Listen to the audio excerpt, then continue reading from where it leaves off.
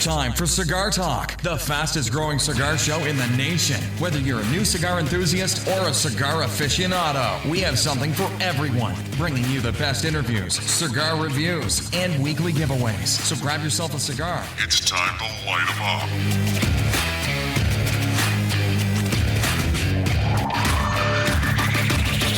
Welcome back to Cigar Talk. I'm your host, Rob Jones. We got Bryant Falconer, best cigar co-host. There you go. From coast to coast to co-host. There you go. You see what I'm saying there? We saw what you're trying to say. Eminem, you are not, bro. No. Eminem, I'm more like D&D. Pre-show. Fair. I'm doing good. Fair. Man. You keep me. Yeah. That's the hardest job in the world. So, hey, guys, welcome back to Cigar Talk. We appreciate you. And you know what? This is the perfect time for you to cut your cigar, toast the foot, and light it up and enjoy a cigar with us, man. Yes, sir. So let's talk about what we're smoking. I'm going to you know what? Yeah, you going first, pimpin'. Normally, let me just tell you guys, if this was the pre-show, you would have just heard a FU, okay? That's the level. Did they just hear it still? Come on. Well, they didn't actually hear me say it. Gotcha. So they might have heard it in their mind, but it wasn't you. Yeah, but so anyway, I mean, you're pimping out tonight, what are you smoking? All right, I am smoking a Medallia Toro. Good smoke. Good smoke. You know, this is a go-to cigar for me. Most definitely. So what are you smoking? Dun, dun, dun, dun. Catch it as it rises up. Dude, I hear like Aretha Franklin singing in the background as that cigar comes into focus. Yeah. That forbidden, baby. The Forbidden Opus X. And Jay just told, I have been like, the first day I was there that I saw these beautiful wonders, I was a little light in the wallet. And I was like, you know what? No, they're not going to go very fast. I'll get some on the back end. That's no the problem. Lie ever. And then Jay tells me, I think we got like 4 left. I'm like, call the shop. Tell them Put me one back. Put my name on that, So anyway, yeah. So how about it so far, brother? Bruh, it is delicious. It is magnanimous. Does it live up to the hype? Yes. Because, a lot of cigars have hype. And they talk about it, and dude, this is living up to the hype. It's living up to the truth. It is. I thank Jay for, he's like, I got it. I was like, give me one. Hey, you know what would be cool is if while you were talking about that hype, you would talk into the mic. I was talking. No, to the you were damn getting mic. over here. Anyway. And over here. Anyway. I'm just saying. You look like somebody. Oh, the producer's going. Stay on cue. Stay on cue. Stay on cue. We have a tight schedule. You talk to Steve Saka for, 2 hours. So, I need you to stay on track. We got to get this done. He's like, the show's going to be like 2.5 hours. And I was like, I don't care how long it is. They're going to love it. They may love it. They may hate it. When they get into that interview. Oh, dude. Let me tell you guys, you're in for a real treat. We had Steve Saka for almost 2 hours on an interview. And you know what? That dude, you know what? A lot of people I've heard think that he is like a little wild. Yeah. I don't think he's wild at all. I think real. he's so intent on what he's doing and the realness. And I even said, the one thing you got is that you are completely relatable. You know what I mean? I'm a cigar smoker, hardcore. You're a hardcore cigar smoker. And he's like a dude that's been doing it way before we even knew what being a cigar aficionado meant. He long hair, shaking his head. If he had hair. Yeah, that's what I'm saying. That's just the way he appears to me when it comes to sticks, man. He is 100% balls to the wall, foot to the floor. I can't drive 55 with and this it's like, my favorite, you know what? I'm not going to talk about what we talked about because it's a great interview. I hope you guys enjoy it. Let him get to 2 hours. So we got to... Let's talk about our sponsors right quick. Oh, most definitely. We got Case Elegance, and let me tell you something. I seasoned another Case Elegance cigar. cigar humidor. Okay. You season another humidor. I seasoned another humidor, and dude, Case Elegance makes it so freaking easy. Dude, it's like if they wrote no, it's for dummies. Yeah. How to season a humidor for dummies. And here it is. Dude, let me tell you something. Because of the humidor I've been using for a long time, I just throw Bovetta packs in there, and I don't really know exactly what I'm doing, but it just seems like it works. Dude, they lay it out, and it's like, hey, dumbass, this is how easy it is. But it takes all the guesswork out of it. It does. Just follow the instructions. Right. And I've never read any of the other instructions. But you read those. Right, because it was just like 1, 2, 3, 4, boom, and you're done. Yep. And the thing about it is, I can't follow all rules. Yes, we know. So one of the rules is, you season it for 3 days. Yes, that's correct. I seasoned it completely the way they said, and then I loaded it full with 2 boxes of cigars. I didn't wait for the 3 days. But let me tell you something. Within 3 days, I see it. What's it that? 71%, and I haven't messed with it since. Yes, I see it, dude. Hey, you did right, man. Dude, they make a badass humidor. But for those of us that follow rules, all you got to do is just read it. A, B, C, D, and E. That's it, and you're done. I'm just telling you. We know. We know you, dude. Yeah. I can do about 4 instructions, and then I'm done. When he got the E, he was like, nah, I'm good. He's got A, water B, in C, there. D, boom, I'm done. We're good. Load it up, But, dude, I love the high gloss finish they do on their humidors, other than the Army one. Yes, dude, that so Army green humidor is badass. That's all I can say. Have you seasoned it yet? Yes, I started seasoning yesterday. And I'm going to wait the 3 days. La-ti-da. I'm going to wait the 3 days. Okay. I follow instructions. You are a rule follower. Yes, I am. I'm not. We know. Me and you are like yi and yang. Yin and yang. Yin and yang. No. He didn't make up yi. Yi. Where you from? Lubbock. Okay. You're safe with that one. Yi. It's close. Yes. Hey, man. What about McAuliffe? So, dude, let me tell you something. I've been smoking for years. Well, yeah. But no, I've been smoking the Experiencia La Crema. Oh. Have you had one of those in a while? Not in a long time. Before you leave here, let me gift you one. For real? Because let me tell you what, dude. It's been a while since I had it. And let me tell you, it's like, like when you smoke some cigars, it's like, boom, hits you in the face. Here we go. This one, like, you're going nice and smooth, and you start climbing, and you start climbing. And then by the time you get to the second third, you're pretty far up. And then by the third, it's like, oh, shit. We're there. Dude, it's nice. Yeah, it's I remember that. I haven't tasted one in a while. Oh, look at that. Look at that. That's the expert. That's why we use these glasses. This dude just knocked over his shot glass, and not a drop fell. Who does that? Experience. Yes, Rob. He said Rob M.F. Jones. Experience, and then Viva La Vida. Dude, Viva La Vida is just, they're so laser focused on producing a beautiful work of art when it comes to a cigar. And what I mean by that is, I consider these guys to be very successful. I don't know if they're making money yet, but as far as a vision and a goal, these guys are spot on. Oh, heck yeah. Because they had this vision dream, and that's what they've created. It's a beautiful cigar. It's a complex. It's on point value-wise. Tell the truth, man. Every aspect of the cigar is right where, if you were going to make one blend, you want it to hit on all cylinders across the board for every vitola. And that's what they've done. You know, you see other cigar companies, it's like they come out with some good cigars and then boom, they got different line. They got more line. Yeah. And these guys have been concentrated.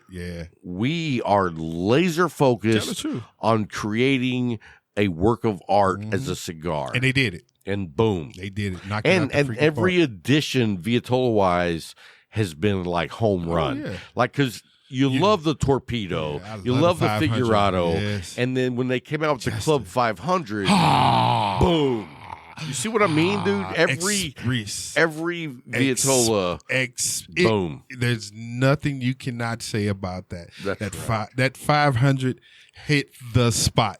It's like you said, they built on, then they said, boom, here you go. And all of the Vitolas are great. But when you get to me, I just say to me, when you get to that 500, you're like, okay, I'm in the Bugatti stage now. I've stepped up from Cadillac to the Bugatti. Man, you are not doing that. You are not doing. Put the top back on. Get you some OT. Wow. For those that are not Light 'em Up crew, the Light 'em Up crew will know why I'm saying this, because we've been trying to tape the beginning of this show for 6 hours. 6 hours. I'm joking. 5.5. Tops. Because every time it goes to, okay, we got to start Pop over. Top again. Pop a top. Right. I'm like, oh my goodness, man. But, you know, Case Elegance, McAuliffe, Artisano with Viva La Vida. We got some great sponsors, and man. Then you lay it all on the line because our home shop is the sponsor of the show. Home run shop. And you know, what a great relationship we've had with the Leaf throughout the years. You know what I mean? And I mean, it was like, you got the great co-owners in Jay and Corey. And we've known Jay the longest. But Corey came in with that same attitude, that same mindset, that same type of personality. Well, just exactly like Gomer Pyle. Yes. You did not call him Gomer Pyle. Dude, you're wrong. You're wrong. Corey shows up and he's like, Hey, surprise, Sarge. surprise, Hey, Sarge. surprise. Oh, man, that is so Corey, wrong. you know what? We love you, man. There was a completely different joke that I had lined up for you, And I'm glad but you they didn't say that said one that it was not appropriate for the show. So that was your "We love you, brother." He got vetoed out. Yeah, the other version got vetoed out. Next time you're in town, I'll share that one with you. It's a house of 5 right now, and it was a 4-1 vote. So anyway, yeah. So we got Corey, we got Jay, Scott. I mean, those are the founders, owners of the new Leaf. Yes, that's correct. The Leaf 3.0. You went to 3.0 now? Well, yeah, because Bill got it from somebody else. Yeah, I got you now. So, I mean, really, it is the Leaf 3.0. Yeah. And then if you add in the new location that basically they erected, you know, so that's erected. No, we're not going anyway, there. And what is that address? They erected at 1166 North 2nd. Where the hell is that? He said 11. 11. Where is that? I said 2nd. No, you didn't. You said 11. 1166. Okay, where is that on the planet? The address is 1166. That's what I said. North 2nd, Abilene, Texas. 11. What? Okay. And you poured him another glass. Okay, you the first. Yeah, he should have drank that tea. Thank you, Larry. Oh my God! It's good to have brothers that care about you. You know what I mean? I do care because you said 11. You just made up a damn word. 1166. That's not the first time. Let me have you something. heard me pronounce the name of cigars? Religiously, weekly. When I was talking to Steve Saka, he was talking about like when they would have conferences and guys would show up and it was like the bloggers that they wouldn't ask any questions because they wanted you to think they knew everything. Yeah. And I was like, Yeah, that's not us. No, we're I was like, if you listen to us pronounce the name of cigars, not us, Rob. you know he's from Texas because he murders words. If it's not El Paso, I can't do it. El Paso or Taco. Those two, I'm done. I'm good right there. I don't stray from either one.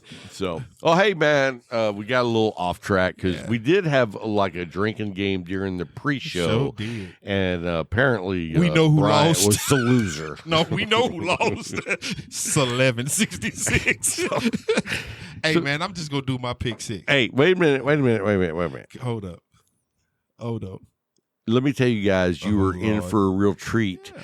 Because we've got Jay Patterson, the owner, one of the owners of the Leaf, the co-owner, the co-founder of 3.1.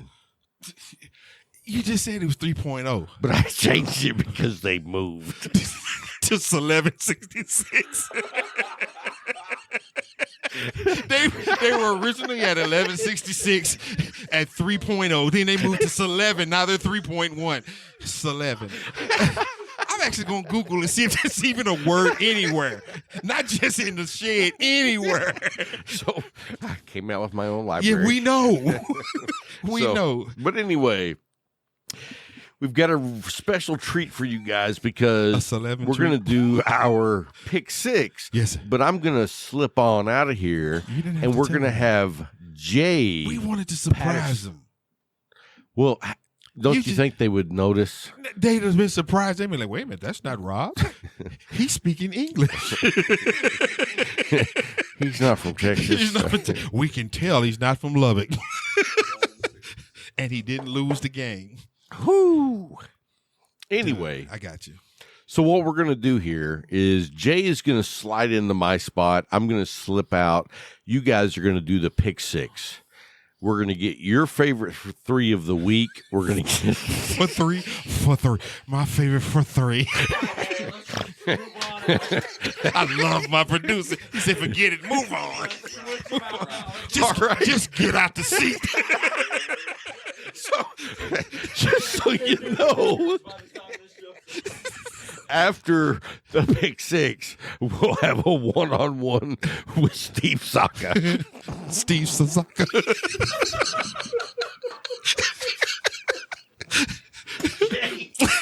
Okay, we're gonna start with my pick six tonight as usual, and my the first one this week is going to be a Perdomo Lot 23, Connecticut.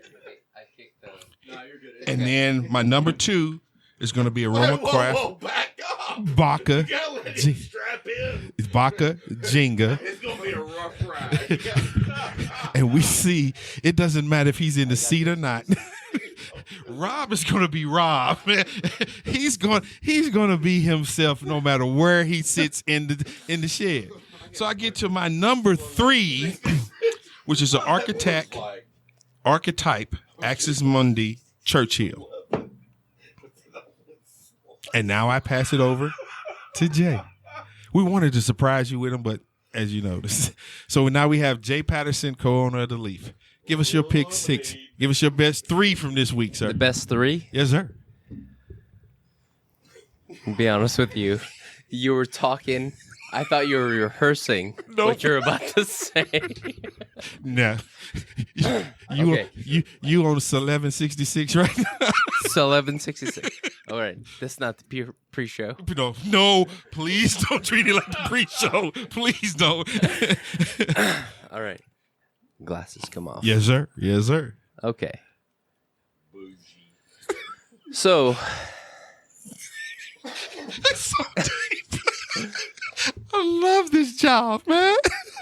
I love it. I'll say I got to pick 3 out of this week. Yes, sir. 3 out of this week. Okay. All right.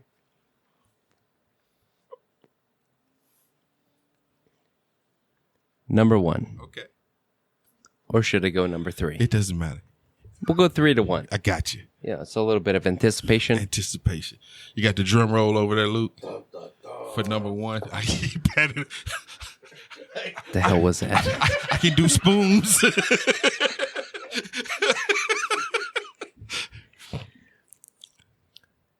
Number 3. Okay. I'm going to go with the Perdomo Sun-Grown ESV. Oh. Rich. Ooh. It's got flavors that is satisfying, but it's not too light, Yes, that's true. and it's not a nicotine bomb. Yes, that's true. Very good. It's a good ride. Yeah. So, Perdomo ESV. Sun-grown. The sun. Number 2. Number 2. Number 2, I'm going to go with the Romacraft HS. Oh, and you gave me one. Yes, I gave you one. It's smooth. The flavor profiles are just, it's quite floral, but at the same time, it's not. It's weird. Yeah. So, Romacraft came out with their list of their releases for this year, much like microbreweries do. And so, HS was part of this German line that they were coming out with in the States. Okay. And it was just very smooth. It's damn good. Gotcha. I'm going to find out. Darn good. Darn good. Oh, you can say damn on this show. Okay. All right. It's good. It's very smooth. The initial flavor profile right off the foot, you get a lot of floral, you get a lot of leather. It's just rich, but it's not strong. Gotcha. You know what I mean? Gotcha. And so as you develop into that second, third, it really starts developing into more of a leathery, kind of strong. Yeah. It's a little bit hot, but it's really good. Yeah, I'm gonna find out, bro. I think. And there's 3. There's the HS, the JFK. There's a third one. Like, we all have it, or we have it at the Leaf. I'm excited to try them all, but I got to be honest. The number 1 that beats out all the other 2, all the other 2, has to be. Still, it's by Definition Cigars. Which one? It is the Phoenix. Yes, sir. So the Phoenix is a double Lajero. It's a Sumatran wrapper. Yes, sir. It is just so rich. It's almost indescribable how good it is. Yeah. Yeah, exactly. Yeah. You light it up on the first third, you get a little bit of that spice, that pepper, and then as you smoke through it, it starts mellowing out. And so the first time I ever had one, me and Neo are sitting down on the couch, and we're smoking this cigar, and he goes, "Oh yeah, by the way, this is our 2nd anniversary cigar." I was like, "All right, cool, whatever." Yeah, the conception was awesome. The conception is what brought Definition into our humidor. Tell the truth. And so we're smoking this the Phoenix. And as we're smoking through, it was a slow night. Nothing going on. And then, some people came in on the 12th hour. I stood up. And the knees went bloop. Sit back down. Right. But I couldn't, Yeah, I got to help these people. Got to take care of my customers. But for real, like, it's so sneaky strong. But it is so good. Yes, it is. So that's your 3 this week. That's my 3. All right. So we're going to put them in the show notes, hopefully, as we usually do, sometimes a long time ago. I'm looking at Luke, and he pointing at his dad. We have a way to connect to the shop in the show notes. Yes, and the connection to the shop are in the show notes. Just hit the link, and it has the phone number. And it's not 1166. You will be calling 1166 in a second. And all of these sticks, especially, everyone that we named tonight, you'll find there at the Leaf. All you got to do is get in contact, call Jay, and he'll get them to you. We'll mail them to you. With Bovettas in the pack. Dude, you're like the only dude that includes Bovettas. I got to tell you. Right? Oh, go ahead. A lot of folks will say, I called the shop and they sent it out and it's great experience. I would hope that every shop does something similar. Yeah, we would hope. We would hope. It's the experience. Oh, yeah. Like you're buying cigars, but also it's the experience that you want to captivate. You want to encapsulate in your own home, your own You want to place. cultivate. Yeah. And so extrapolate. Oh no. Thank you, Jay, man. We can edit that. Yeah, because we got people in the background giving their notes, and we know this the two older guys. Well, the two older-minded guys, and they're saying some things. But anyway, thank you for your 3, bruh.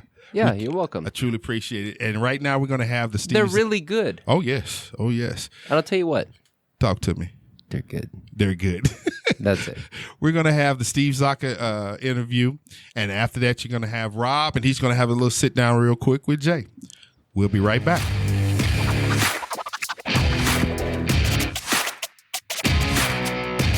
Thanks so much for coming on, man. I really appreciate it. We've wanted to get in touch with you for quite some time. We've been doing a cigar podcast now for about 2.5 years. And of course, you're one of the all-stars in the cigar industry because not only with your history in cigars, but also the badass cigars that you make. You don't make the run-of-the-mill cigars that are trying to compete, with $7 sticks. You're focused on making the best cigars that you can, which separates you from a lot of different cigar manufacturers. I mean, a lot of guys are just competing at price point where, from what I've read, that's really not your focus. Yeah, I don't care about price point. Yeah. Price point means nothing to me. Look, does it mean that there's a lot of consumers that will never smoke my cigars? Absolutely. It means there's a lot of consumers that will never smoke my cigars. But at the same time, it's not like they don't have thousands of other choices to smoke in their preferred price point. So it's not like you know what I mean? And I don't smoke those type of cigars any longer. I very rarely smoke a cigar below the price point that I make, that I personally would buy. And I'm just not worried about market share. Yeah. So that makes things very different when you're not like going, okay, how do I gain more of this, more of that? And look, I'm not being naive. I'm in the cigar business. I want to sell cigars. So don't take it that way. But it's just, I know what I like to do. I know what I'm good at doing. And I know how competitive the other is. And without owning the factory and the fields, it's really impossible to be competitive in that segment. And it's particularly impossibly competitive in that segment when you have no brand identity either. You know what I mean? I feel bad for a lot of these smaller guys because they just don't really, they don't grasp the business end of their chosen business. Yeah, I see that all the time. I see some up-and-coming cigars that, I hate to be this way, but it's like I already know they're not going to make it. And even ones that you think are going to make it, they typically stall, in that between 4 and 7 years. They find themselves hitting a wall. They don't really quite know what to do. They kind of start getting into this scenario where they start churning and burning product because that's how they end up making the cash flow they need to survive. And I don't blame them. I understand they're in a pickle. They haven't really established any sort of significant consumer base. They haven't really created a brand that has the potential of, sustaining them long term. It's they find themselves in a really, really difficult spot because the problem with being that small little boutique-y, crafty, whatever you want to call it, is there will always be somebody else. There will always be a newer girl that's got a prettier butt than yours. that the cigar geeks will eventually flock to. And so you never can hold on to that buzz factor, staying in that small pool. You have to make things that can go beyond the geek blogger, whatever little army of fans you can build in your Facebook group. It's got to be more than that. And that's something that very few people have the capacity to do long term. And then they have the other challenge. It's always very difficult when you're getting cigars a job for you to get them made consistently. You don't really have control over the factory. Very few really are involved in any sort of the tobacco sorting, selection, and much less the purchasing of the materials they need. And so they're always a little bit at the whim, well, not a little bit, they're a lot at the whim of their manufacturing partners who aren't treating them badly. But at the same time, you got to look at it from the perspective of, okay, I run a big major factory. I'm making 100,000 handmade cigars a day. And I've got this customer over here and he's got this, it's a buzzy brand right now and people really like it. But in the end, what's he buying? He's buying 40,000 cigars a year, 50,000 cigars a year. Right. Well, I'm making 100,000 cigars a day. Right. So this guy's basically sucking up 4 hours of my production in a course of a year for his small brand. What are you really going to do for that customer? You know what I mean? Yeah. It's like, what value is it to the factory as well? Because if it's 4 hours of my time in a year and you're a hit wonder today and you're gone tomorrow, as a manufacturer, I really don't care. Right. The thing is, as a manufacturer, you like to have it because you have someone that's advertising your factory. You like to have it because it is cigars that you've made that you don't have to worry about selling. So that part's good. And I'm not saying that you get treated poorly, but it's also that factory is not going to make the investment necessary in the tobacco that you need if your brand grows 2, 3, 4, 5 years into the future. You know what I mean? Right. Because at the end of the day, they basically got 4 hours of labor out of it in the course of an entire year for them. And you think about all the time it takes to just do the packaging and the interfacing and the samples back and forth. It's a lot. And that's why most factories don't really do a lot of it. They've really cut back, but there's still some that do. And they see the value in it. And look, it was something that when I was in charge of Drew Estate, we did very little of. I mean, we did, while I was there, we did products for Rocky, but Rocky was selling a lot of cigars. It was a reasonable production that, you're like, okay, yes. If you're making so many of these a year, then yes, there's a reason why you want to be invested in a bigger way. Right. But when you're doing the small end stuff, you just can't ask the factory nor expect the factory, regardless of what they say to you, that they're going to make the commitment necessary for them to make brand XYZ in year 1 taste the same in year 4 and 5. The only way that they can do that is if you're making cigars out of the materials that the factory readily has available and uses for its other lines on a regular basis. But then you run into the problem of, well, then you make a cigar at that factory and then it tastes like so many of the other cigars that they make at that factory, that then what is the unique flavor smoking experience proposition to the consumer? Because that factory probably has a brand that's not identical per se, maybe, but let's say it isn't, but near identical. And they're probably selling it for less money because you're the middleman, right, between the factory operation and the retailer. So you've added another step in the value chain. So the guys that are actually in that middle part, they actually make less money, even though their cigars cost more. So not only do they not have the brand recognition, not only do they have the consistency challenge, but they also have the fact that they're underfunded compared to everybody else around them. All those guys have more cash. They're actually making more money on those cigars, even though they sell for less money. So it becomes a really, really hard thing to break out and I hate to be this way because I don't want to discourage people from getting the cigar business, because there are success stories. But right? a good dose of reality is always a good thing, too. Mean, Drew Estate's a success story. Rocky Patel's a success story. Alan Rubin and Alec Bradley's a success story. I mean, they're there. But I think what people don't understand is for every one of those, there's at least 100 that fail. And it's probably closer to about 300 that failed, actually. And do you think it's getting harder and harder as we go because the market is so saturated with good cigars? How do you get your name out there if you're brand new? I mean, I'm glad I'm not in the cigar business. I can tell you that. Well, and the hardest part that a lot of them don't quite get is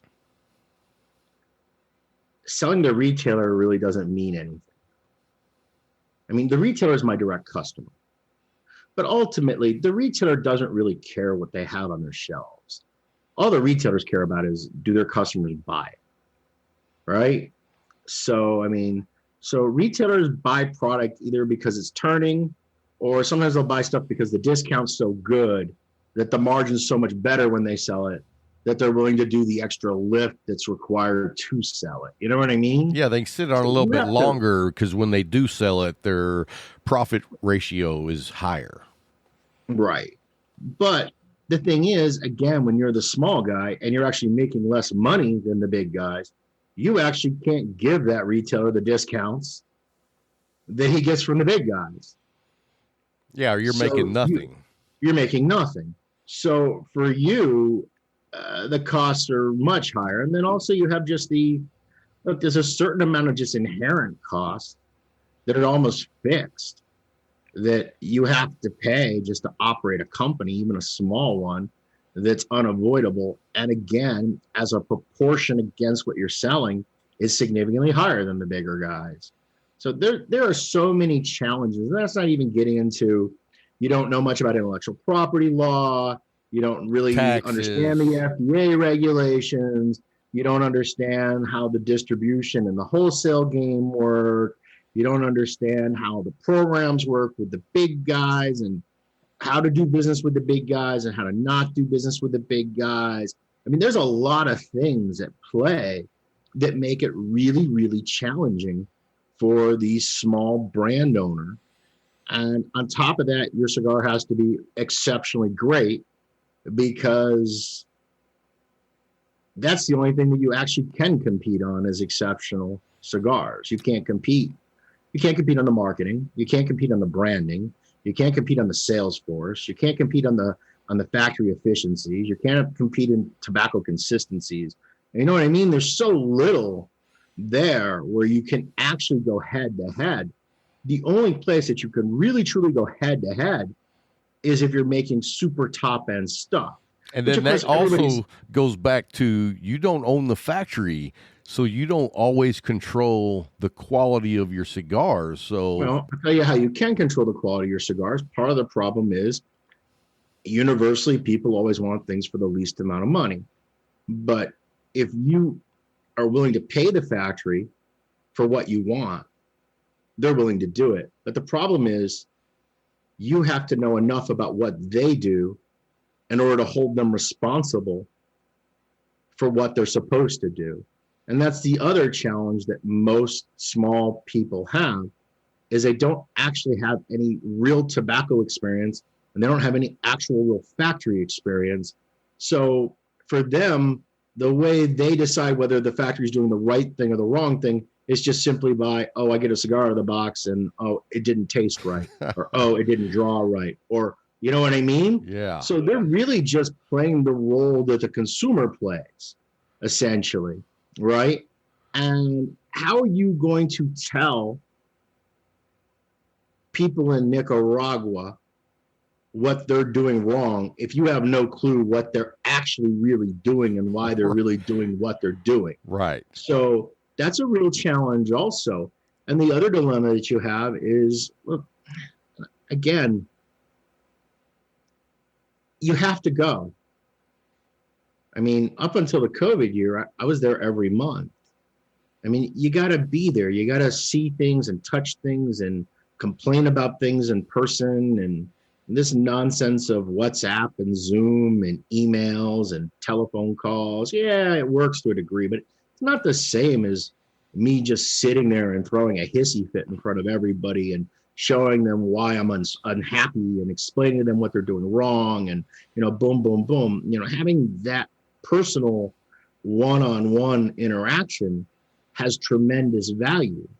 And the amount of time that it takes trying to do it from over here is not even conducive to being productive. When you're there, I mean, you pick up a cigar and say, hey, this is not working for me. Then this is why it's not working. But if you're in New Jersey or New Hampshire or New York, that's not going to work. It doesn't work as well. But again, and the other thing too is, even if you don't know, you'll never learn if you don't go. So the more time you spend in a factory, the more time you spend in a pre-industry, the more time you spend at a curing barn, the more time you spend at a farm, the more you're going to learn. And the more time you spend talking to people that know more than you know about something, the better you're going to be. So like when I'm sitting with consumers, I'm holding court. But I like to stay at Gustavo Cura's house. Gustavo Cura is a personal friend of mine. He is the manager of Prosa Nixa for the Oliva Tobacco Company, not the Oliva Cigar Company. Gus is one of my long-term friends. Gus sells tobacco to everybody. He sells to Fuente. He sells to, I don't know if he sells to Patron, but he sells to pretty much like almost everybody. Pepin, Abdel, Altadis, General, all the tobacco men, all the buyers, they eventually end up at Gus's house. Oh, wow. So what's really good about that for me is it gives me the ability to participate in those conversations after work. And I learn a lot in those conversations. Sometimes I learn by asking. Sometimes I learn by just shutting up and listening. So, there's a tremendous value in that. And the other thing, too, that a lot of people, particularly on my side of the fence, they're fearful to ask questions because they want to appear as though they're experts. But the reality is you're never going to be as much of an expert as the guy that does this, for 5 days a week, for the last 20 years.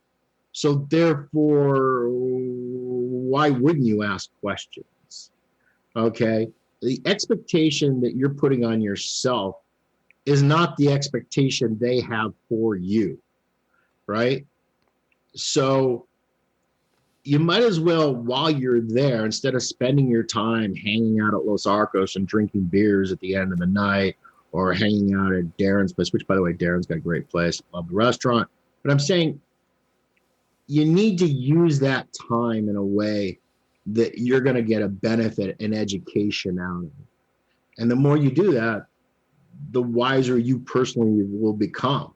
I mean, look, everybody's seen draw testers. We all know what a draw tester does. But how many people have actually ever touched one? How many people have actually calibrated one? How many people have actually cleaned one? How many people have actually sat there and just use one for a couple hours?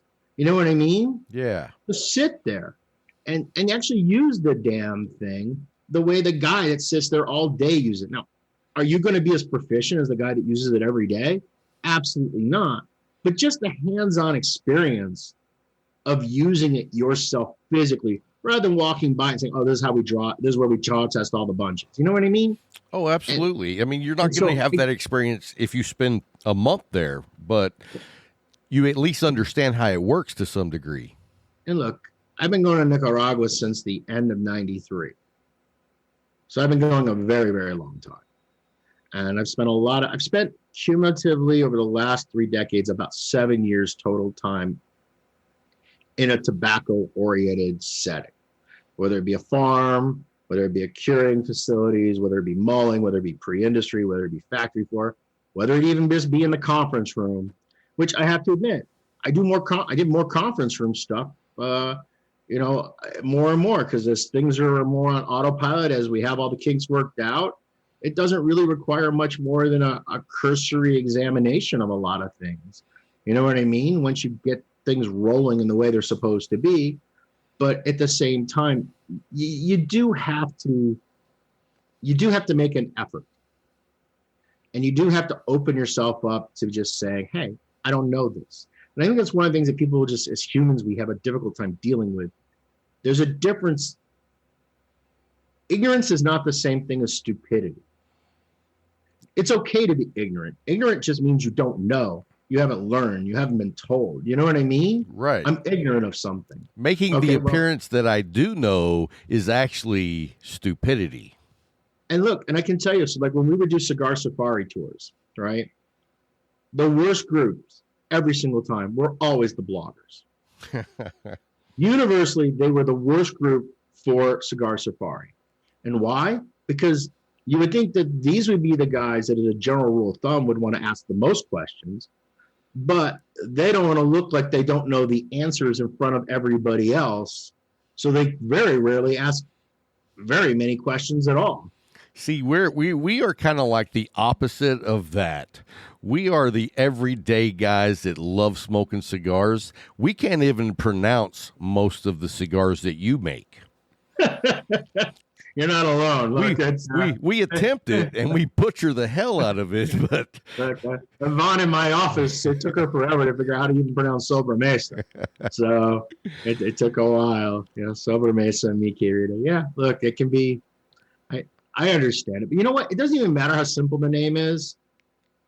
Consumers are still going to mispronounce it. Oh yeah. I mean, I still hear CAO called Cal. Right? I still hear Padron called Patron, like the tequila. You know what I mean? So even sometimes the simplest of names become unpronounceable. But you know, look, and part of the challenge with the names, and I just recently ran into this, is it's just hard coming up with names because you got so many things you have to worry about now. You have to worry about, well, first off, is the trademark available? Which used to be much easier because it used to be the chew, the snuff, the cigarette guys, and the cigar guys. And honestly, the chew, snuff, and cigarette guys, they didn't make a lot of brands. You know what I mean? Yeah. They were much bigger operations. They would make a brand. They'd focus on it. I mean, I don't even know how many SKUs Altria has in their cigarette line, but I would be blown away if there's 50. Okay? I really would be blown away. I doubt that there is, but I could be wrong about that. But the point is, in the cigar market, we're making new crap all the time. So we were churning up names constantly, burning through them. And now, you now have the accessory guys registering trademarks. You have the CBD guys in that same international class registering trademarks. You have the vape guys. You have the e-cig guys. You have all the people that make the accessories for all of those products, plus the weed, too. Oh, yeah. And everybody is dumping into that one international class. And so you now have all those other industries, they're like us. They're generating new stuff all the time. So you have a ton of names that just get sucked up constantly. I mean, it's very hard to come up with anything that hasn't been used in some way, in some form or fashion. Right. There isn't some sort of intellectual property battle. Okay. Then on top of that, you now have to worry about the word has to be clear in English, Spanish, French, and Italian.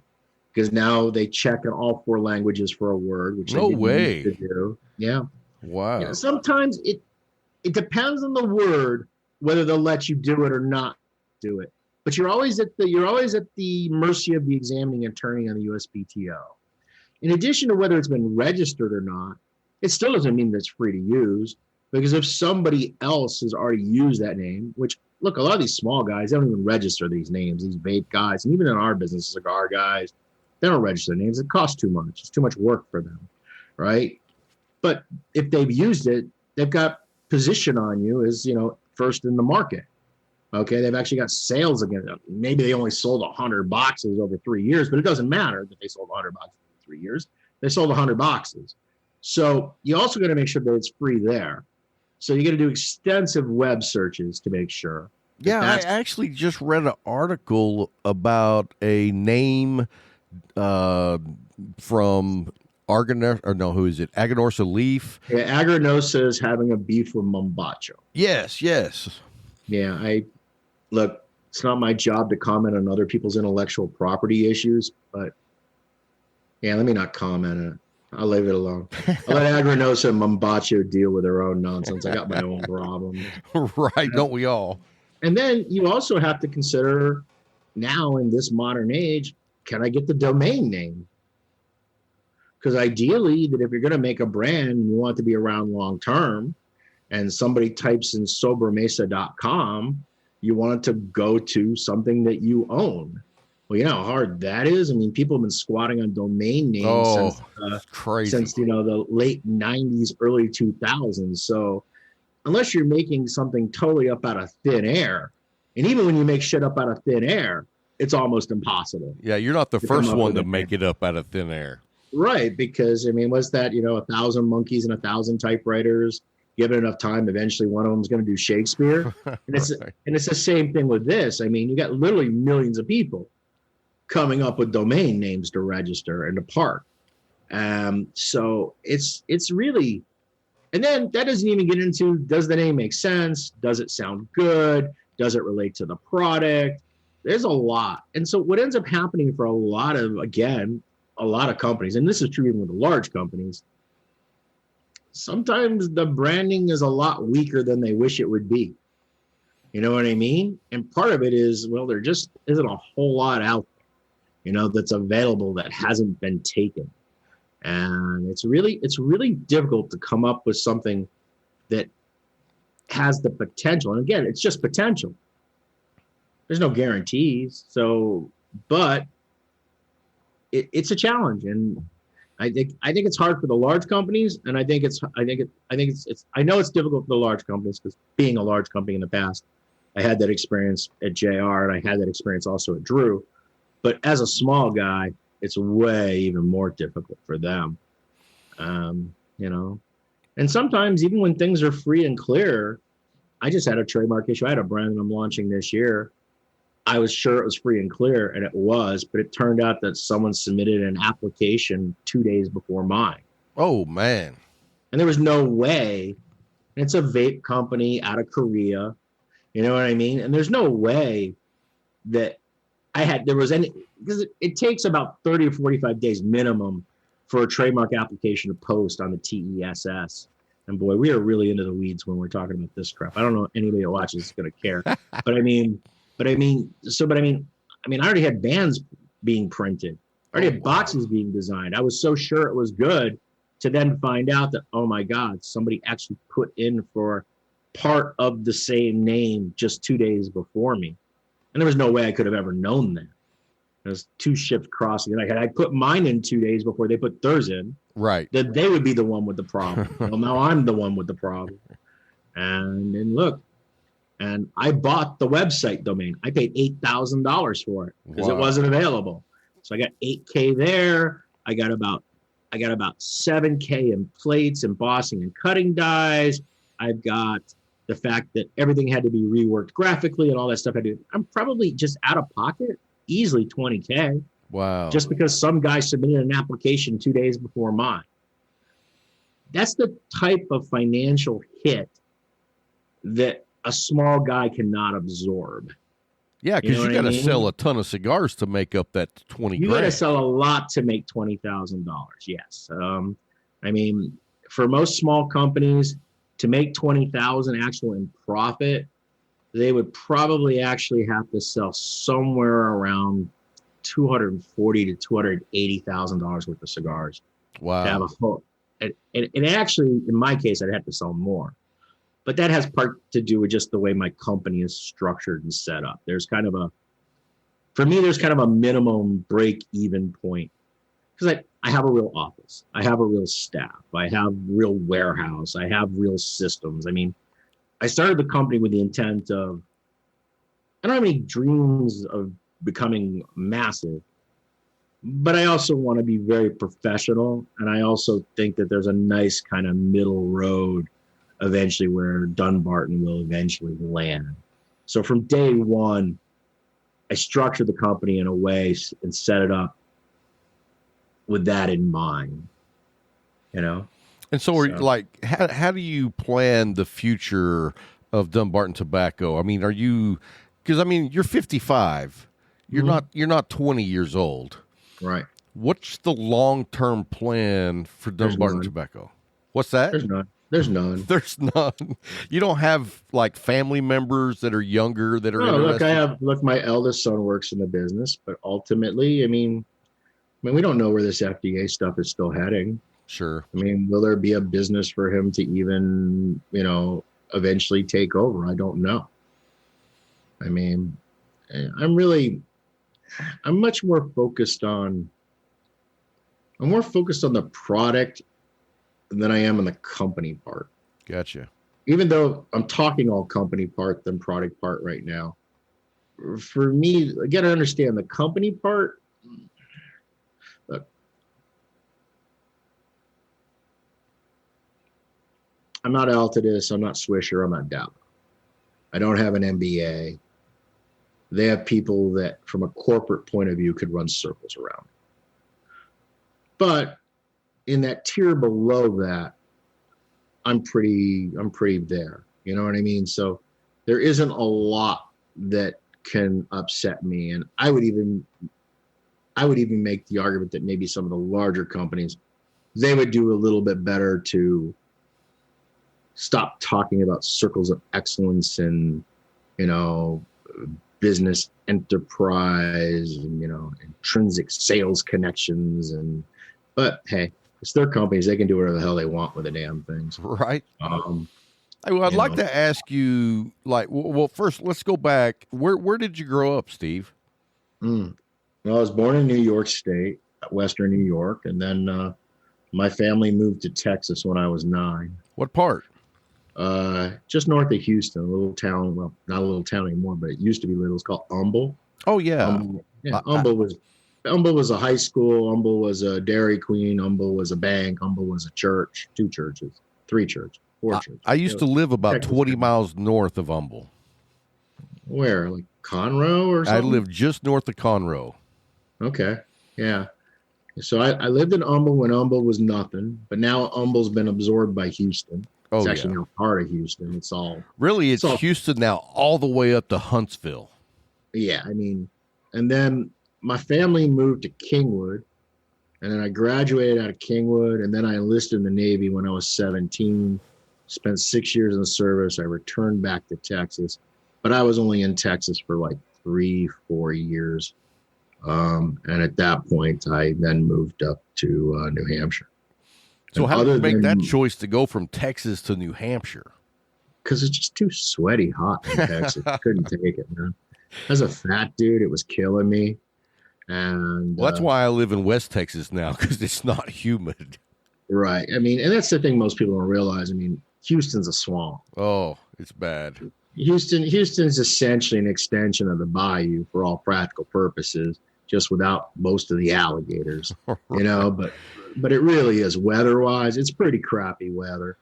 And, I mean, for me, my favorite Texas weather, it's probably that whole hill country area, I think. Yeah, that's about 2 hours south of me.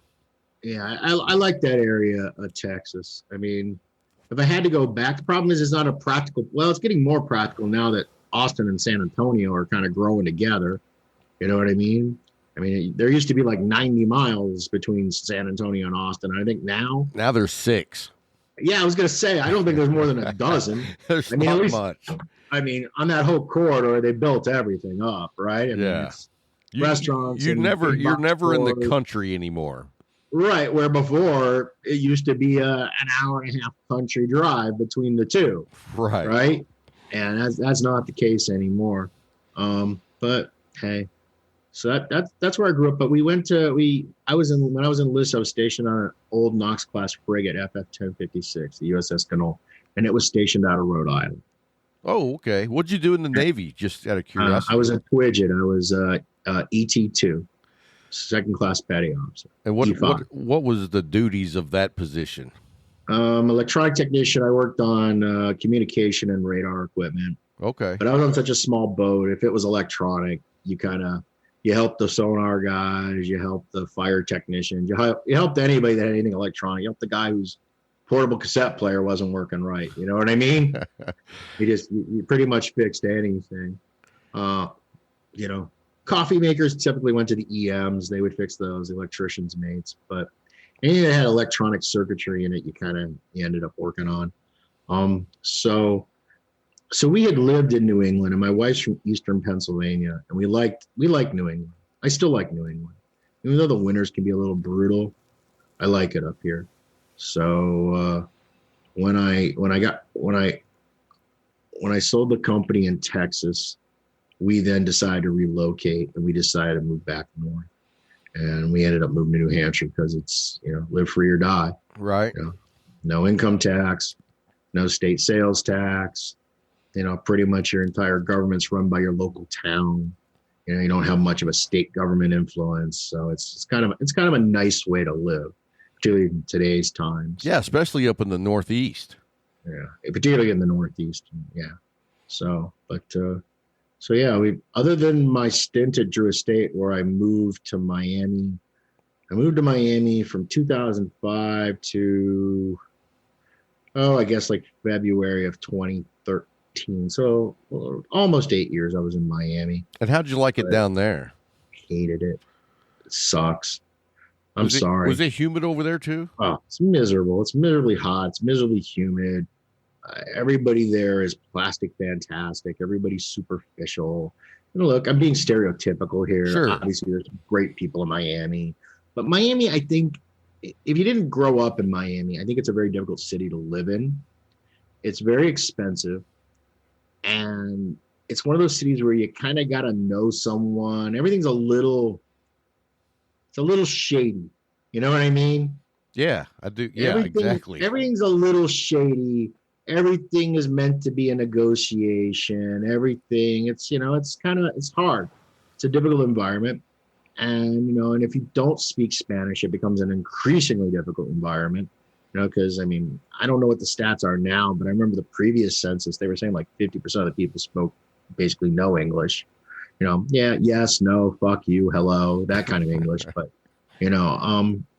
so I think it's a challenging place. I think Miami is the type of place that you want to go on vacation for a week or two, but I don't think it's the place that you actually want to live.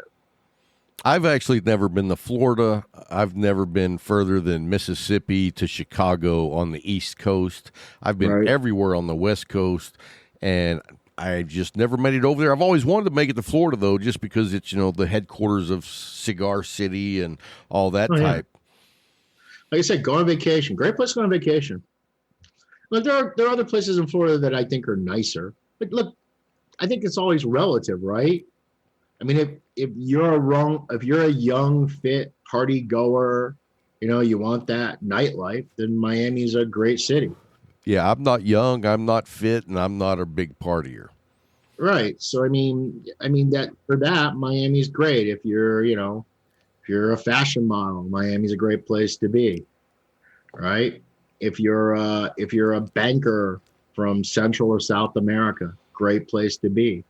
It's the hub of all money coming from, South America, Latin America, and Central America, all flows, much of it, a lot of it flows through there, between there and Panama, but even the Panamanian business eventually flows through Miami. Oh, wow. So it just depends on what it is, but I think that I just don't find it a particularly good city to live in.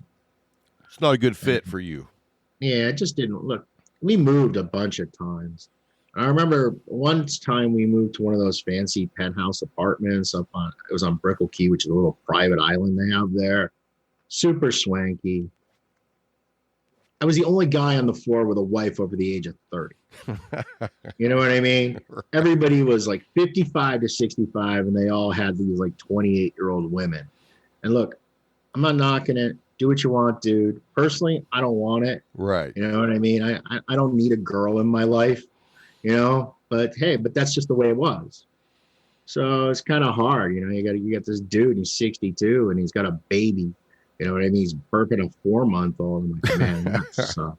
Yeah, it's kind of a weird environment to be in if you're not in that environment. You know what I mean? If that's not the environment if you're not participating, it's kind of weird. Particularly when look, I grew up in deep East Texas, so that's about as rednecky as you can get, right? Right. And then I was an enlisted squid, and I'm a fat bastard.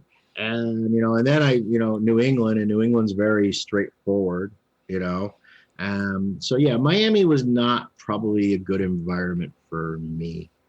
So let me ask you this, Steve. How old were you when you had your first cigar? So my first cigar was, I think it was a Swisher Sweet, and I was probably 16. Okay. And it was literally down by the river with two of my friends, and one of them managed to get the 7-Eleven to sell us a 6-pack of beer. And if I remember right, I think it was Lone Star, but I can't quite recall. And we had a 5-pack of Swisher Sweets.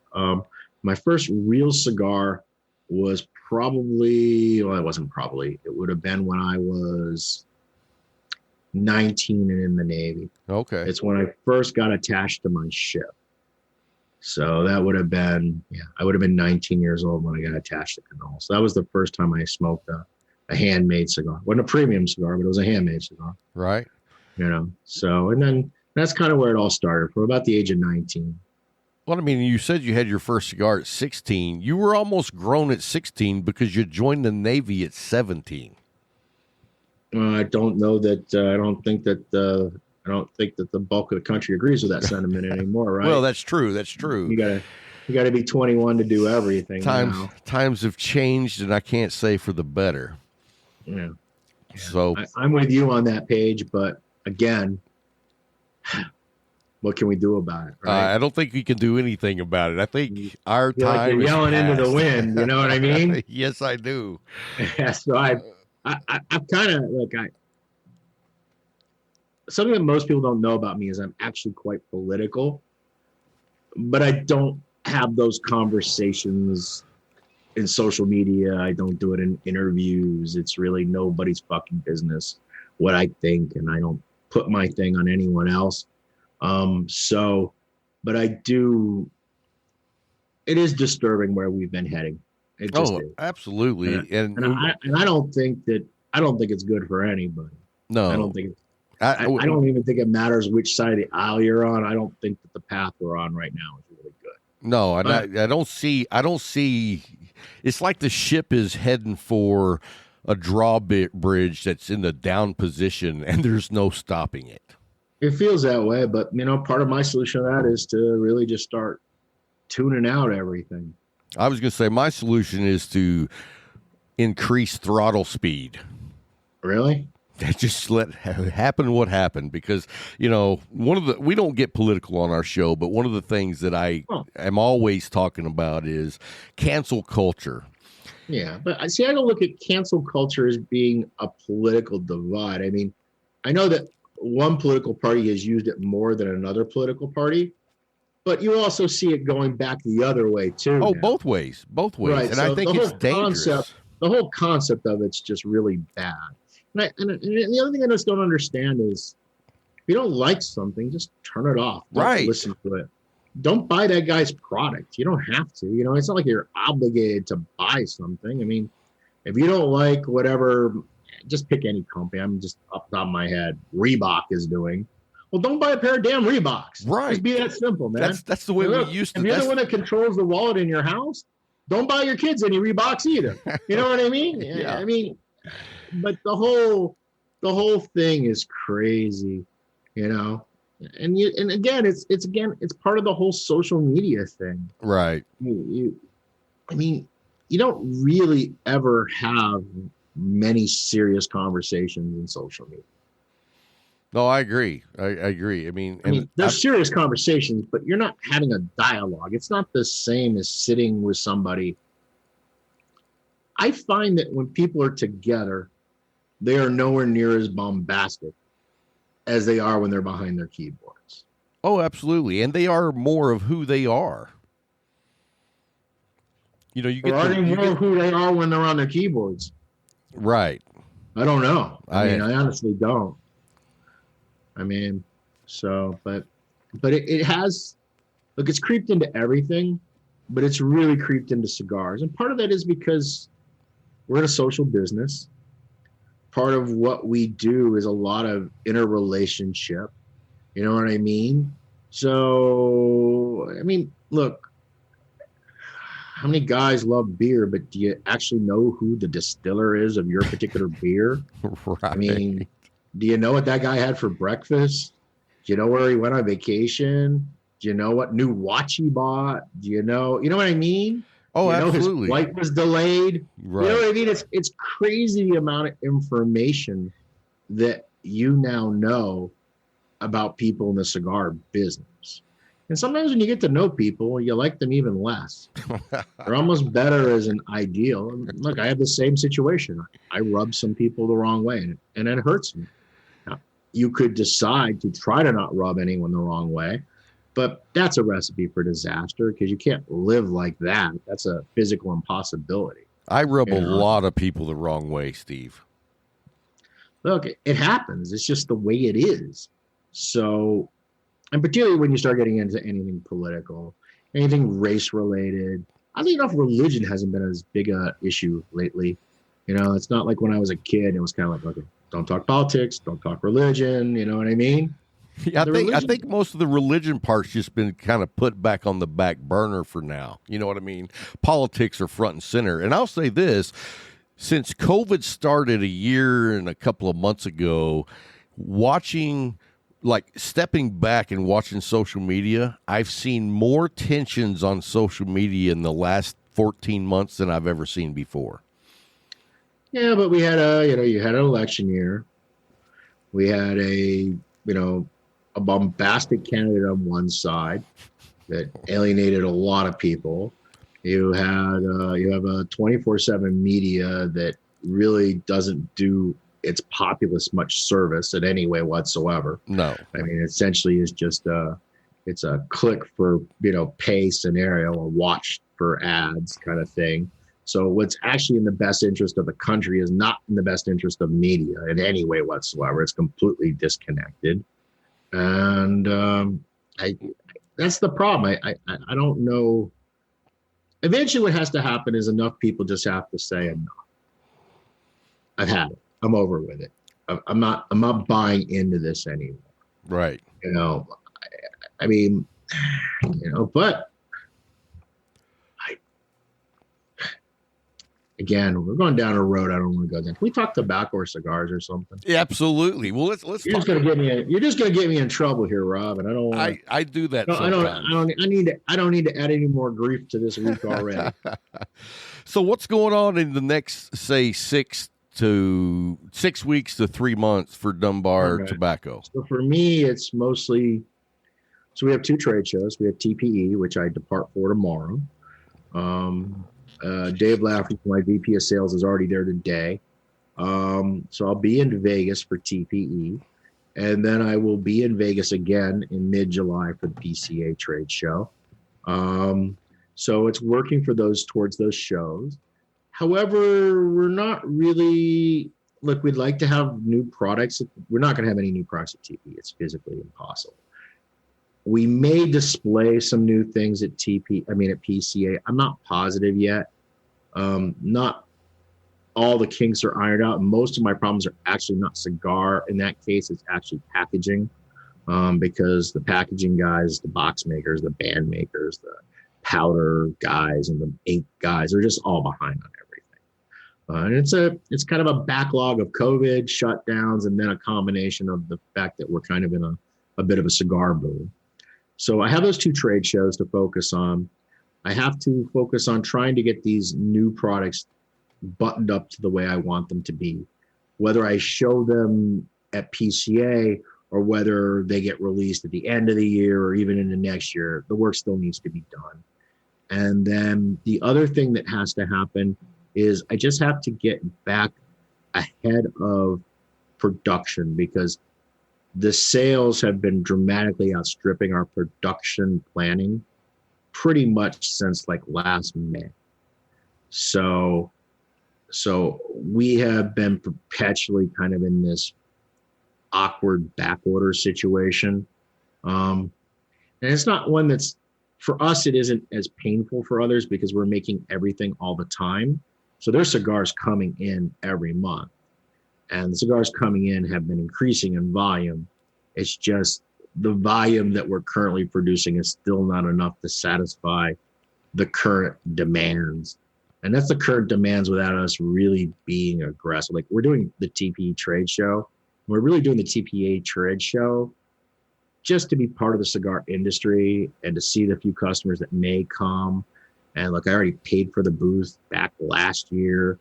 But we're not even doing any discounts or any deals. There's no incentive for the retailer to buy our cigars at TPE other than the fact that they're selling really well in their shop and therefore they need to reorder. You know what I mean? Yeah. And I haven't even decided if we're doing discounts at PCA yet. I mean, can't discount what you don't have. Right. You know what I mean? And it's kind of one of those scenarios. And if I have orders for thousands upon thousands of boxes, why, and I'm already behind on that, why do I want to even generate more orders at a discount? You know, it doesn't make any sense. Well, and that leads me to one more question I've got for you is my local brick and mortar shop wanted me to ask you, in the foreseeable future, when do you see expanding into more new brick and mortars? We have slowly started opening a few new shops here and there. Okay. You know, as the inventory allots, we've been doing it. It's just a question of, you know, are they in the queue? Have they expressed an interest? Because we don't do a lot of outreach at this point. Pretty much, we kind of particularly the last year and a half, and it's not really true. It's really been longer than that. So we had an amazing 2019, and we had a really great 2020 until March and April. March and April really sucked for us. They were terrible. But then when May came, we were just back to where we were doing in 2019 and growing. So, I mean, we've pretty much grown. One year is like 90%. Another year was like 60%. I think this year we're already up like 70%. Wow. Year to date. Yeah, it's kind of crazy. It's a lot. And the truth is, we could actually be even more up. But I also have to dial it back to make sure that the product is right, because what good are the sales if people are getting cigars that turn them off? Right. You know, you don't want to you don't want to over squeeze the goose. You know what I mean? Oh, absolutely. I do. So you got to be practical about that. But other than that, so that's really my primary focus. Get through these trade shows, button up the stuff that I'm supposed to have had done by the trade show, which I unlikely will have done by the trade show, and to get our production to the point where we're back ahead of schedule. Because I'm a big inventory guy. I believe in inventory. I like having inventory. It gives the cigars more time to rest in the warehouse. It takes a lot of the stress out of the supply chain. And, I was always pretty much sitting in a position where I had somewhere available to me about 4 months of finished good inventory. And now I don't even have 30 days. Wow. To finish the inventory. Yeah, stuff comes in the door and it goes out the door. It comes in the door, it goes out the door. So we don't do a lot of outbound calls because most of the stuff has already got other people who have committed to it, which means we're probably losing out on a lot of sales. Look, there's a lot of stores we're not in, a lot. Now, we happen to be in a lot of the very best stores. But we're growing with almost all of them significantly, and they have just a large customer base. And so, but the truth is we are opening new accounts here and there. Okay. Well, I'll pass on that information. And, like, your cigars are not here at my home shop. There's only one shop in Abilene, Texas, but just about an hour away is the Train Car Cigar Bar with old Brent. Yeah, he carries the products. Yeah, he carries your products. And I remember whenever you came out the Unicorn, he had a big party, and 90% of the people who bought the Unicorns came up there and smoked them together. That's cool. That's good to hear. I like to hear people smoking the damn things rather than just sticking them on a shelf somewhere. No, we don't save cigars. We smoke them. I'm the same way. I came to that realization. I don't know. It was like 20 years ago. Was it like 20 years ago? It's been a while. Because here's the thing. Odds are I'm going to die before my wife. Odds are really high that I'm going to die before my wife. So, and she's still pretty. So my wife's going to get remarried, or she's going to have a boy toy or something. So that means there's going to be some dude banging my wife in the future. So why am I going to leave him all the good cigars and good whiskey? Right. You know what I mean? I can fucking control that part. I can't control the other part. But that part I can control. Why do I got to leave this guy all this great stuff? All the good stuff, right. He's already got your wife. Right. Don't leave him the other stuff. So I don't covet anything. Yeah, same here. When I buy high-end sticks, the longest they've I might sat. set them aside and save them for a special day or an occasion or something like that. That I understand. But the guys that buy stuff to put in their humidor or to look at for the next 8 years, I don't get that at all. That just doesn't. No, that doesn't make any sense. Look at the changing light is the way the natural sun has come through the window. So I'm going to kind of go up and down. Nice. I like it. Hey, so it's funny that we talk about that because my co-host in his humidor, he puts all his special cigars at the bottom. And right. But here's the bad part of that. Like mine, I just put them all in there and smoke whatever I want, which means when I want to smoke something really good, I smoke something really good. And when I want to smoke an everyday cigar, I smoke every day. But what happens when you put all your best cigars at the bottom is when you run out, you're forced to smoke all those great cigars when you're not quite ready to smoke. Well, that's a simple solution. Just never run out, right? Right. Buy more damn cigars. Yeah. Again, but look, it's like everything. There's a whole group of consumers that are just into collecting, right? I'm not a collector. I don't collect anything. Okay. But there's tons of folks that collect all sorts of stuff. And so therefore, it doesn't surprise me. There's people that are into collecting cigars. Oh, right? sure. I mean, people collect knives. People collect, people collect fishing tackle. everything. People collect baseball cards. People collect all sorts of stuff, So, and in the end, look, it's your money. So do what you want with it, But me personally, I'm not a collector. Not that I haven't been a collector. I have in the past with cigars. I kind of got out of that phase. Like I said, about 20 years ago, it was right around 2000, 2001. I kind of like. And what were you collecting back then? It was mostly high-end Habanos, all the uber rare Cuban cigars was most of what I was actually harboring at that time. There wasn't a whole lot of, other than Fuente that was making some like really unique specialty kind of items. There weren't a lot of companies that in the domestic or in the US market that were really making that kind of style of product. So most all my stuff was like uber rare Habanos. In fact, I was in Nicaragua. One of the guys I ran into was David, who owns the Habanos distribution in Mexico. And we were just talking about cigars because him and I knew one another from way back when. I actually went to one or two of his events. But anyways, we were talking about the cigars that had I not smoked them, had kept them, that would be like literally worth $200,000 and $300,000. No way. Yeah, that he could sell now, tomorrow, in a blink of an eye. Wow. You know what I mean? And I'm kind of like, yeah, I smoked them. Like, wow. Why'd you smoke them? And I'm like, well, isn't that the purpose of them? Right. I know, but yeah. But I'm still a consumer at heart. So I think that's one of the things that the cigar community loves about you is you are a cigar consumer. You're a cigar smoker. You hang out and you smoke cigars, and that's what we do, you know? So, I mean, right. that's one of the when I go to an event, I don't look at my watch or look at my phone and spend my time, you know. I don't look, oh, I'm supposed to be here 2 hours and the 2 hours are up and I'm like, okay, gotta go. You know, I try to always, I typically am last man out or near the last man out at most occasions. And the truth is, I like hanging out with cigar smokers. Yeah, that's what I I like love. talking shit. Yeah. You know, so it's that's kind of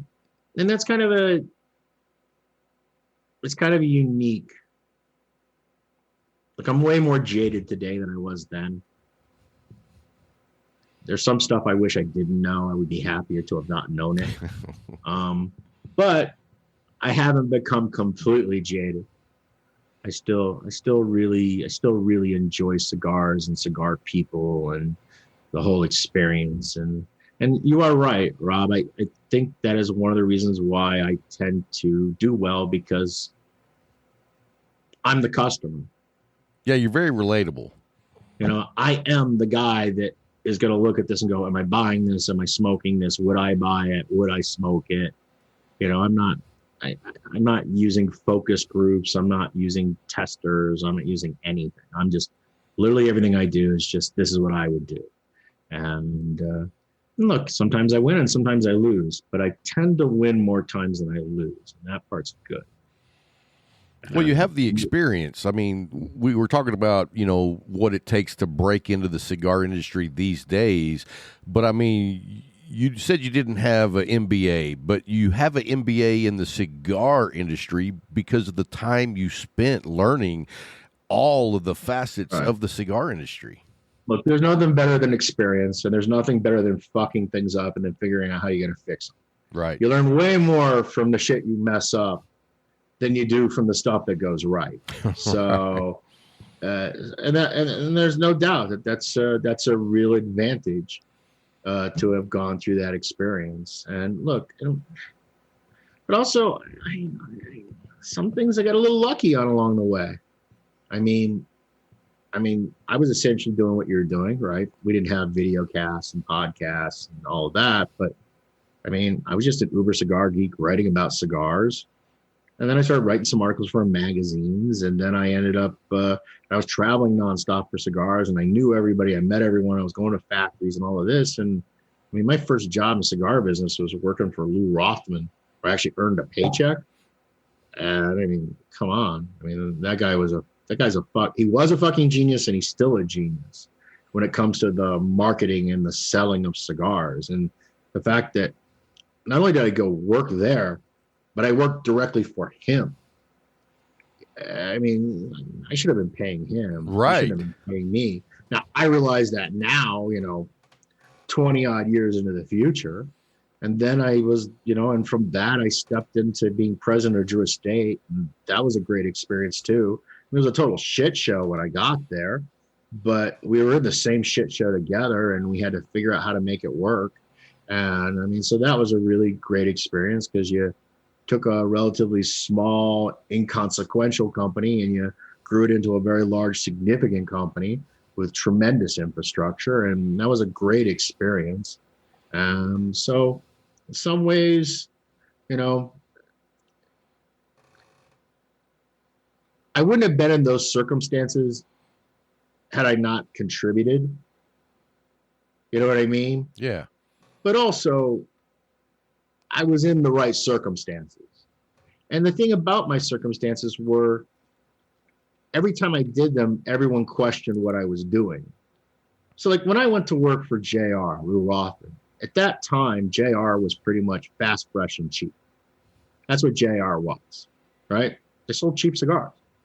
They were a volume super discounter. Most of the products were inexpensive. I smoked barely any of the stuff they made. And here I was, the high-end Habano collector. You know what I mean? Yeah. You didn't. What are you doing going here? But I knew how much I could learn. It's kind of the same thing when I left JR, when they got bought out by Altadis. You know, everybody's like, oh, what's he going to do next? They're like, oh, he's going to go work for Davidoff. He's going to go work for, you know, General. He's going to go work maybe for another up and coming, like at the time, Cigar International, right? Who was just starting to get on the radar screen. But no, I decided to go work for the Wacky Tobacco Cigar Company in Drew Estate as president. And I was like, what are you doing? It doesn't make any sense at all. But, you know, I thought it did make sense. You know, I saw things there that I was like, okay, there's something you can do something with here. And so I think that in both cases, I remember so clearly when I took the position at Drew, my big important friends, right, that are the big wigs in the cigar business, one of them said to me, what are you thinking? Why you're going to go be in charge of Romper Room? Why do you want to do that? You know, you won't even last a month. You're just going to leave, you know, and you know what? They might have been right had I not sold my house in New Hampshire and actually moved to Miami. But I'm glad I stuck it out, you know, and that was a great experience. I think I contributed a lot to the company, and I think I also learned a lot while I was at the company. How long were you there total? 8 years. 8 years. Yeah. I mean, officially from like June or July of 2005 till June or July of 2013. It was basically trade show to trade show. So whenever the trade shows were, a couple of weeks before the trade show was when the official. In reality, though, I actually left Drew before the trade show of 2013. My actual day of being like in charge was like the end of February of 2013. And what was your reason for leaving at the time? And it was multiple reasons. You know, but probably the biggest one was just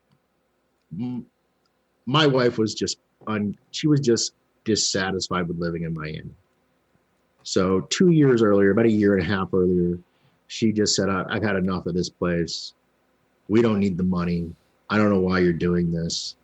I'm going back to New Hampshire. I'm buying a house. You know, I'll be there when you're ready to come home. And for about a year and a half, I tried to, so they transitioned me to be CEO instead of president, but it was really just a title change. My responsibilities didn't change in any way. So I was just running myself ragged, you know, had to be at the factory, had to be in Miami. Now my wife was in New Hampshire.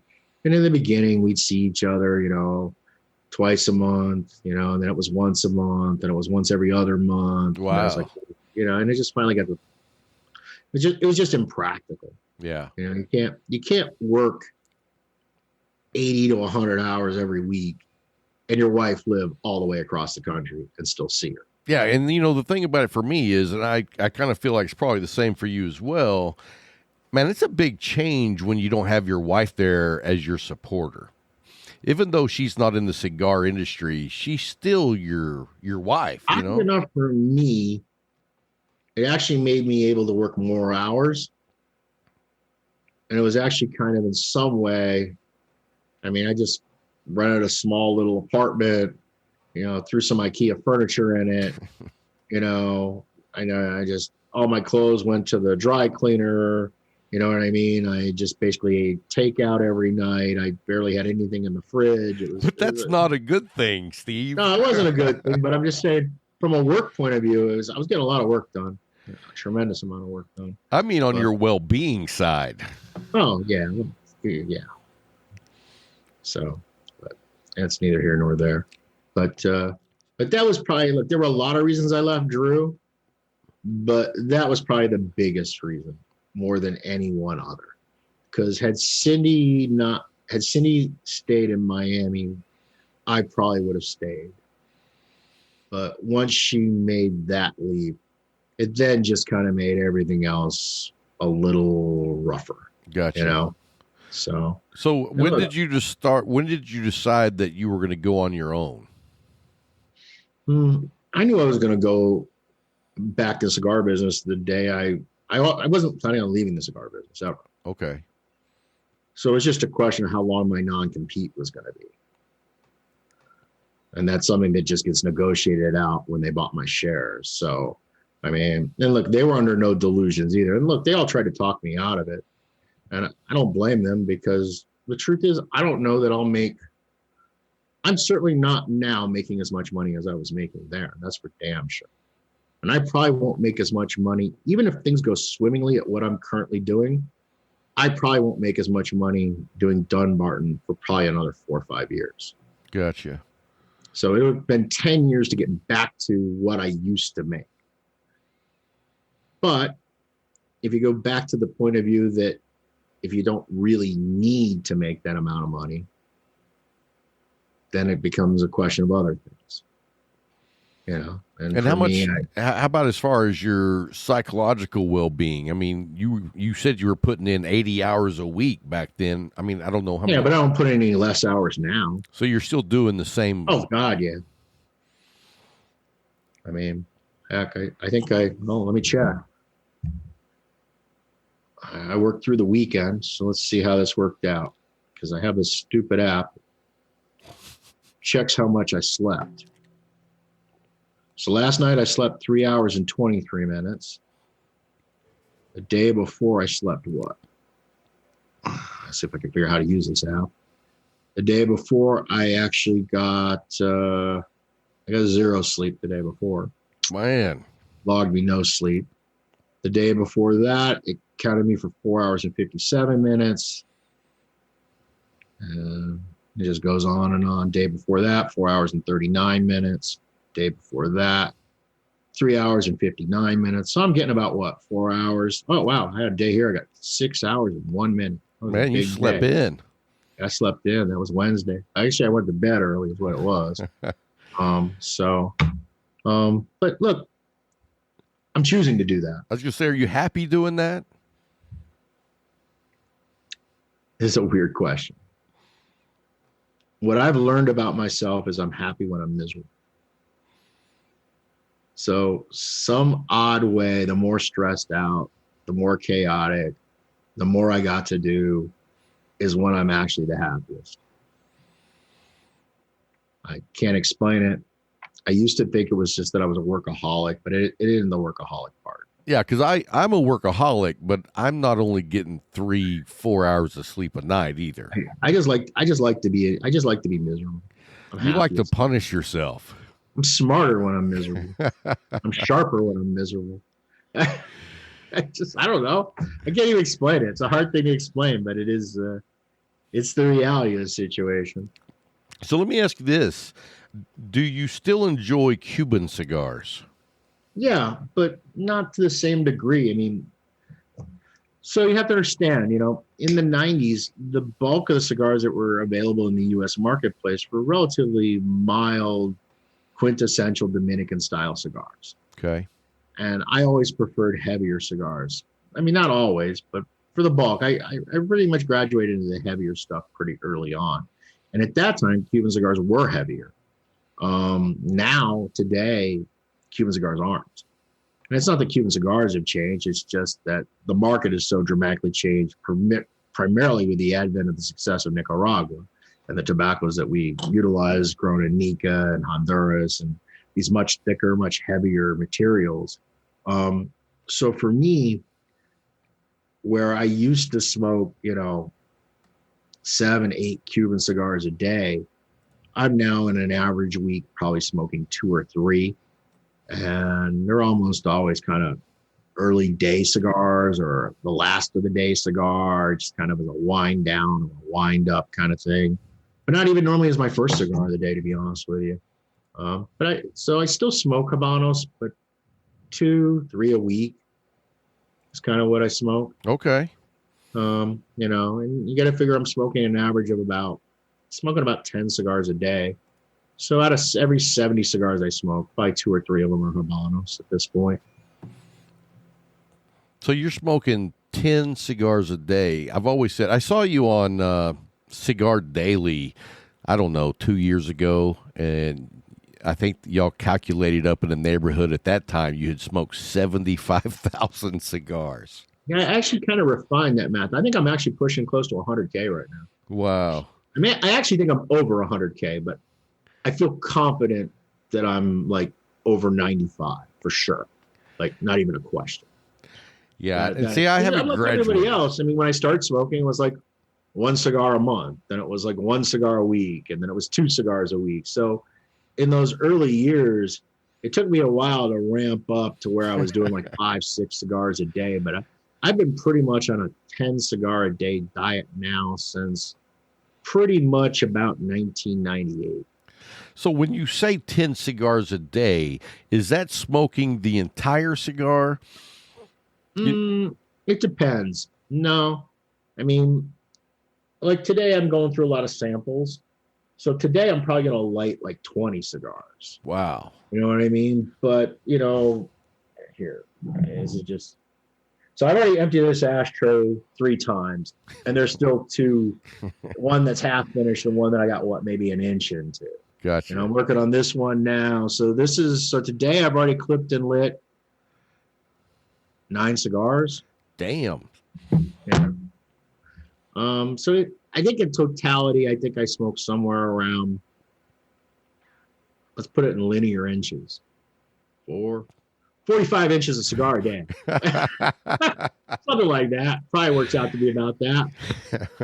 45 inches. Yeah, probably somewhere around there. Maybe. Some days I might even get in 60. Damn. All right. So, but I also smoke across the size spectrum too. So I smoke Coronas. And I rarely smoke Gigantes. I rarely smoke cigars that are over 6 inches. I think almost all the cigars I smoke personally, they tend to fall into kind of like the Cuban Corona Gorda, kind of like that 5 5/8 by 46-ish, 6 by 48, 6 by 52. Those 3 sizes probably make up probably 80% of what I smoke. Okay, that's kind of like what I smoke. I used to be, back when I first started, and I thought I was cool with the 6 by 60. You remember those days? But I as I progressed, now I'm really into that, 5 by 46 to 5 by 50. Right. And look, for a lot of people, I think that kind of more Robusto size is, it's very popular, right? Toro, Robusto are the 2 top selling sizes, regardless of the brand. If it isn't an exclusive cigar that's made in an exclusive size, it's almost universally those 2 SKUs are 1 and 2. Okay, the order might flip. I think for a lot of consumers, the Robusto makes sense because they don't have the luxury of me. I'm smoking in my office. I'm smoking in my truck. I smoke in my house. I smoke everywhere, right?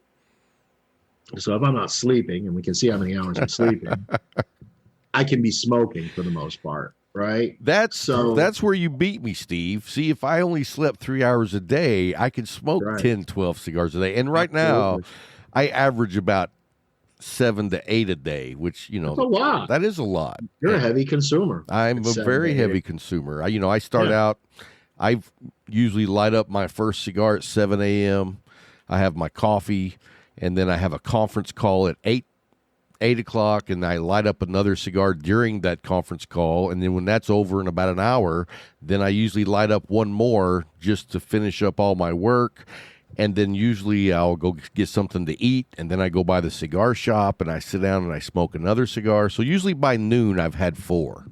There you go. And so it just works out that way. And I typically, by noon, I'll typically have had 4 also. But see, I'm not staying up till 2 in the morning like you are, so I can't keep up. So, look, I don't recommend it to anybody. No. I mean, the average consumer smokes 2 to 3 cigars a week. Right. The guys that are probably going to watch this program, they probably smoke more than that. Oh, yeah. Because anybody that's going to watch me prattle on is not an example of the typical consumer for the most part. I was going to say they're not normal, but yeah, consumer is another one too. Yeah. So, I mean, it's just so, but there's a group of us that are very heavy consumers of the product. And a lot of the people, I mean, most of the people that are actually in the cigar business are heavy consumers of the product. So it doesn't surprise me, but it's not an inexpensive thing to do. I mean, talk about how many cigars I smoke. When I look at what the average price point of what I smoke is, I'm well over $1 million out of pocket on cigars. Well, that's why you're not making as much money, Steve. You need to quit smoking it all. But I asked myself that question. Could I have the $1 million, or could I, if I had a choice between not having smoked any cigars for the last 3 decades or having the extra $1 million, which would I prefer? I would rather have smoked the cigars for the last 30 years. I understand that completely, because down in Texas how badass it is to have a F-350 crew cab 4-wheel drive pickup, right? Right, sure. And that's probably about $85,000-$90,000. Absolutely. And if I didn't smoke cigars, I could afford one of those. You absolutely could. But I make that choice because I'm not going to enjoy that truck near as much as I do my cigars. Look, we all make those choices with everything, right? Absolutely. Some people like to spend a lot of money eating out. Some people like to spend money on fancy watches. Some people like to spend money on their boats. You know what I mean? So, everybody decides where they want to piss their money away and what makes them happy. Right. And I made the decision a long time ago. For me, it was cigars that made me happy. That's where I pissed my money away. Not a bad way to go. All right, man. I know you're a busy man. I don't want to keep you much longer, but I do have one more question for you. And this is the question that I heard possibly could make you blow a gasket. All right. Let's see. When do you think the DTT EX38 release will be available? Well, the cigars have been finished, so they're sitting in the cool rooms. I know originally I was thinking it was going to be September-ish, but I have a feeling now that all the cigars were actually in the cool room before this last trip down. So that means the last cigars were produced about the middle of April. I think that those cigars may end up being delivered August. Well, let me tell you, for all the guys watching this, I just heard them all cheer. Yeah. Look, I don't have a reason to make them longer. Whenever they're ready to go. And the other thing too, I don't want this batch to have anything different than the last batch. Gotcha. So I don't want this batch to have more time or less time in the cool room. I want them to have the same amount of time and Esperates. So that way consumers are getting the same experience that the people that got in on the first batch got. Gotcha. So it really was a question of when could we squeeze the production in. Luckily, it's a very small production. So I just basically took 2 Sin Compromiso pairs and I just reallocated their labor time to making those EX38s and just, gave up on, just be a little bit further behind on Sin, which I don't think matters because the box maker is so far behind on Sin that when the box guy is now talking to me about who wants to know how many boxes I want next February, for God's sakes, I used to have to give him 90 days and then I had to give him 120 days. And now this dude wants what? What's 10 months? 10 months is 300 days notice. Yeah. It's crazy. Wow. So I actually don't think that taking away from Sin production is actually going to change anything because I'm having trouble getting the damn boxes. I'm having trouble getting the cedar wraps for the cigars even. Wow. Everything has become a logistical nightmare courtesy of COVID and then this kind of boom that's happening right now. So the combination of the two is just making it really, really difficult. And you see the number of new products that people are releasing. Oh, it's crazy. Yeah, these packaging people are they're at overdrive right now. And I'm not the squeakiest of wheel when it comes to that kind of stuff, nor am I a big enough customer. I can't really swing my deck around and say, oh, you got to do this, Vargas, because, you're making for me every single month 45,000 boxes. You know what I mean? Yeah. Pedro Vargas is making me a few thousand boxes a month. How can I really say to him, give me priority pole position when he's got other customers that are giving him 10 times that amount of work all the time. Right. So it's something I kind of have to accept unless I'm going to open a box factory, and I'm not. Like, I don't want to open a box factory. It's the last thing I want to get into. So, but yeah, I think luckily for those EX38s, there's no packaging. It's a simple factory sample ring on them, and it's a white little bundle wrap with a handwritten thing and a rubber stamp on it. So there's no packaging concerns with that. It's just a matter of making the girls miserable and having them handwrite on all those bundles. But other than that, pay them a little extra. They're happy to do it. Awesome. So. Well, hey, man, thanks for taking the time to hang out with us and give us some great information, man. We're a big fan of what you do, and we can't wait till Jay Patterson is ready to get your line, Dunbarton Tobacco Products, in his cigar shop. He just reopened a new shop. They had to move because the old building was donated to a hospital, and the hospital said, we don't want tobacco in one of our buildings. So they had to move, but they opened up this badass lounge versus what we used to have. So it was actually a blessing long term. But he wants to get your products in there, and I'll pass on the information that he needs to get. Tell him to call the office, Just tell him, talking to me is a waste of time because I have zero to do with accounts and sales and all of that. I don't even know how it works. If you ask me, what do you have to do to open a Dunbarton account? I honestly can't tell you the answer to that question. I honestly don't know. Fair enough. I'm so disconnected for how they're handling that. And I figure until a lot of people start bitching about it, it can't be too bad. Right. You know what I mean? You're right. Because cigar shop owners are quick to bitch. So if it was a real problem, I would have heard about it. So well, good obviously deal. They're doing something right over there. But yeah, look, my goal is I want to be in every shop that wants us. But at the same time, I'm not going to try to talk a shop into carrying the product. I mean, look, we do these trade shows, but it still doesn't force someone to come into your booth and sit down and look at stuff. You know what I mean? Sure. They have to make the proactive step to do that. And I'm of the mindset that, and I've said this many times before, I mean, what am I going to say? My cigars are great. My cigars are the best. My cigars sell well. Well, that's what everybody that's trying to sell cigars says, right? Right. So they hear that 8 million times. That's all they ever hear. So for me, it's way better if the retailer expresses an interest. And normally a retailer only expresses an interest because they got customers that express an the interest. consumers are doing your sales pitch for you. Right, because the reality is the retailer, he really doesn't want to bring in anything new. I mean, if he could just sell what he's got all the time consistently, then he's just happy doing that. You know what I mean? He doesn't have, and I'm not saying it's true of all retailers. There's some retailers that also have a little bit of a cigar geek streak to them, and they get into the new stuff. But for all practical purposes, they just want things on their shelves that are going to turn.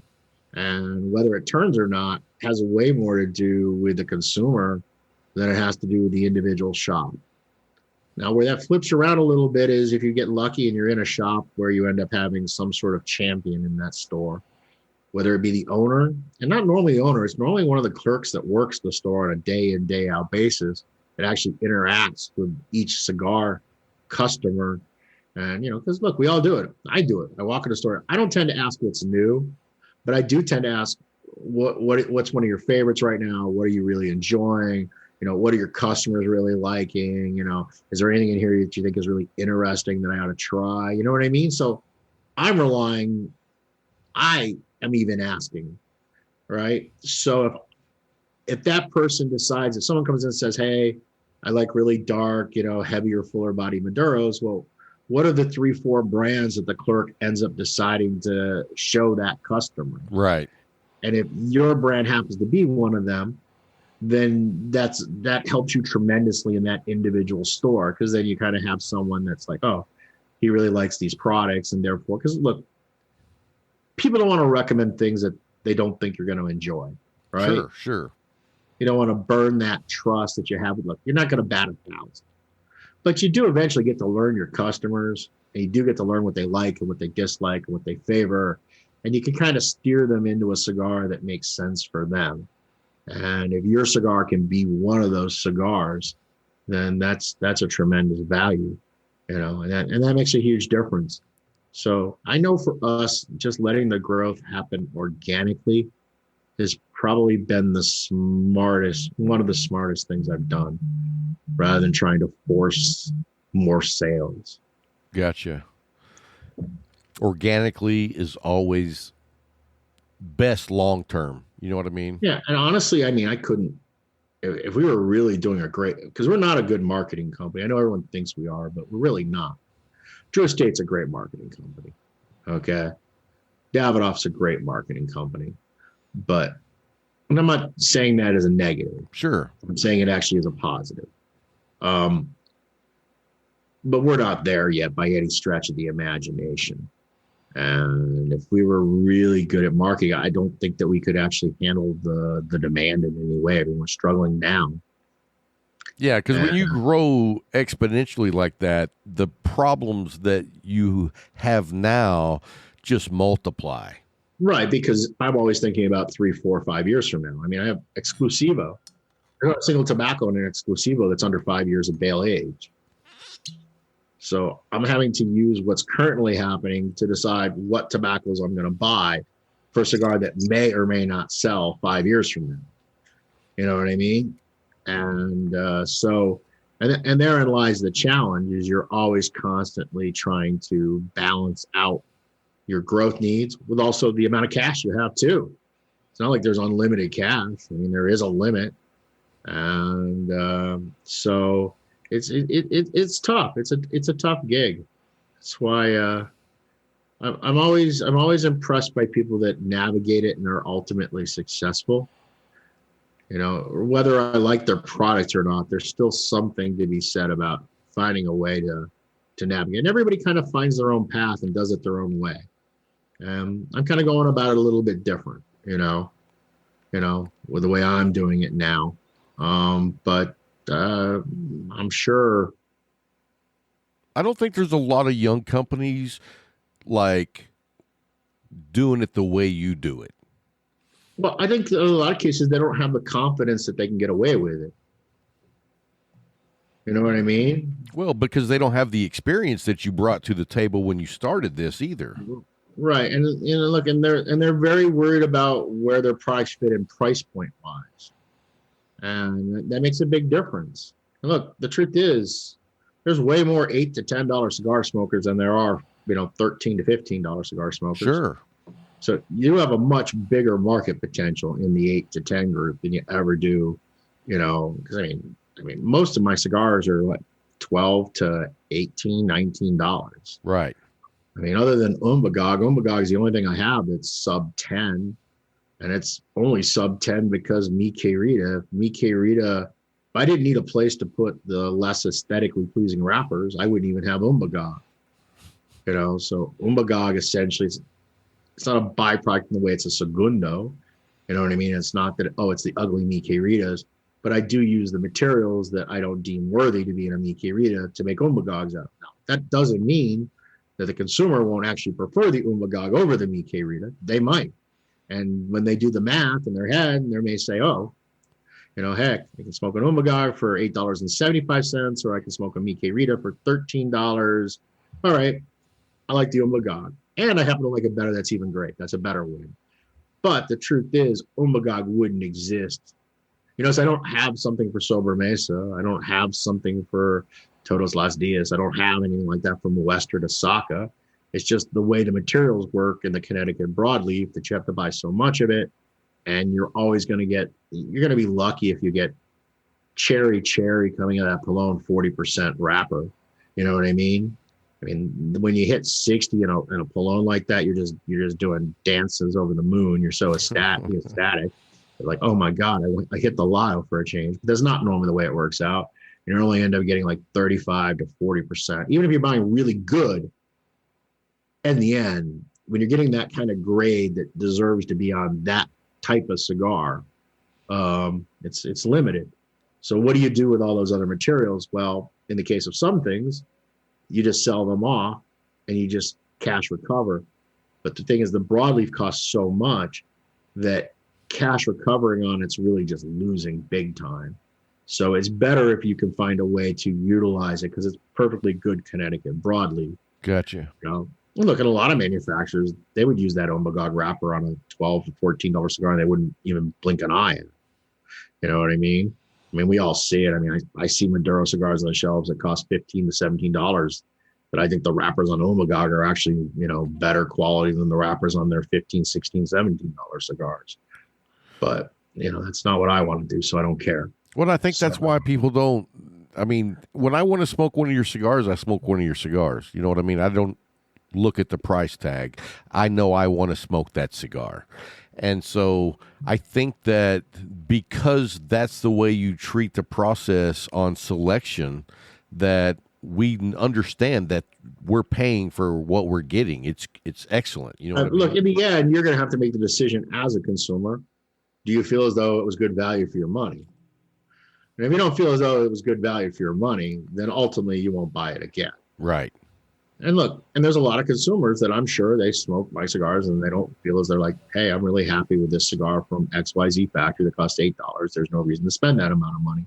And I don't begrudge them that, because that's the decision that we all make. Sure. You know what I mean? So, but I just, you know, so for me, I just don't worry about competing with the $8, $9, $10 cigars. I worry about competing with cigars that are in the same price point. Sure.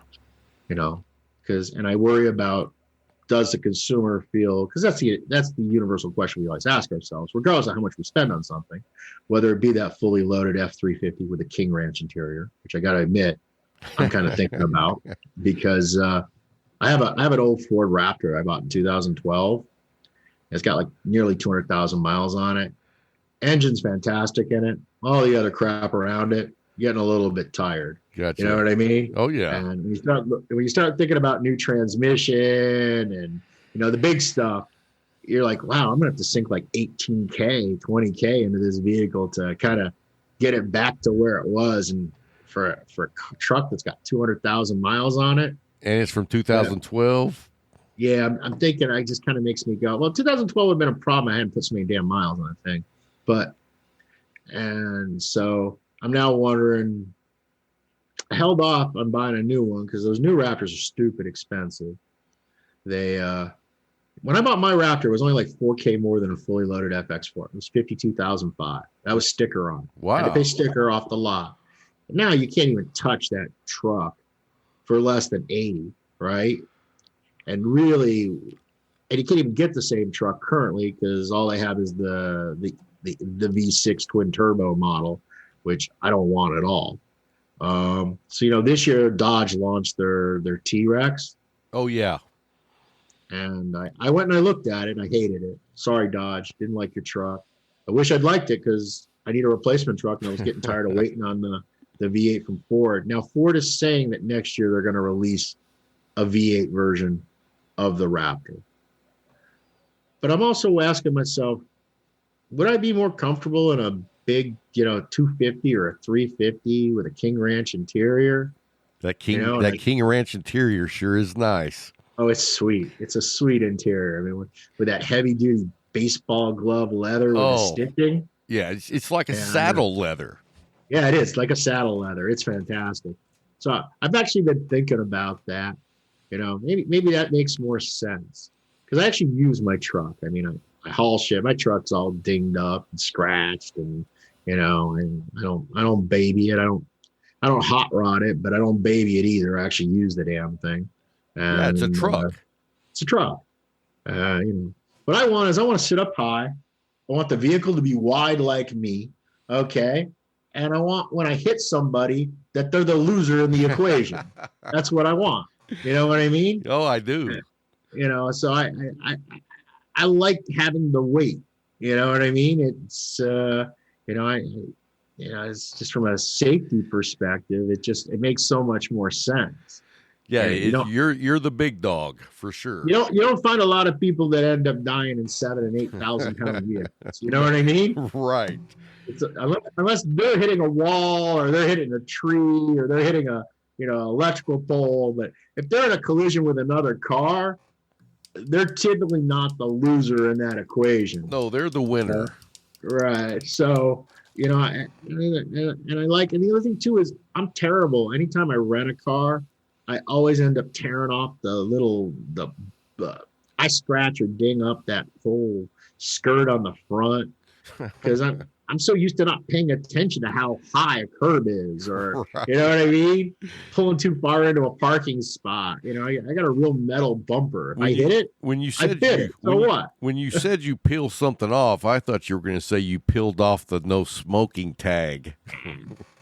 No, I'm beyond that. I'm at a point now that I'm lighting the cigar in the car when I'm picking it up. I don't even pretend. I just look at. There's certain things that I've just come to accept in life.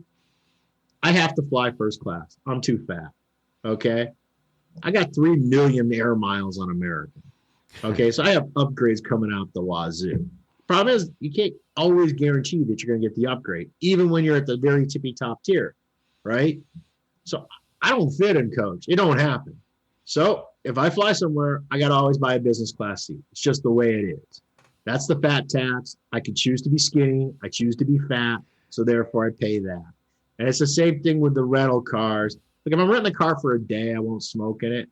But if I'm in that car for a week, the question is, do I pay a $350 cleaning fee? Do I pay $50 extra a day to smoke in that vehicle? Absolutely. Fuck yes, I'm smoking in this vehicle.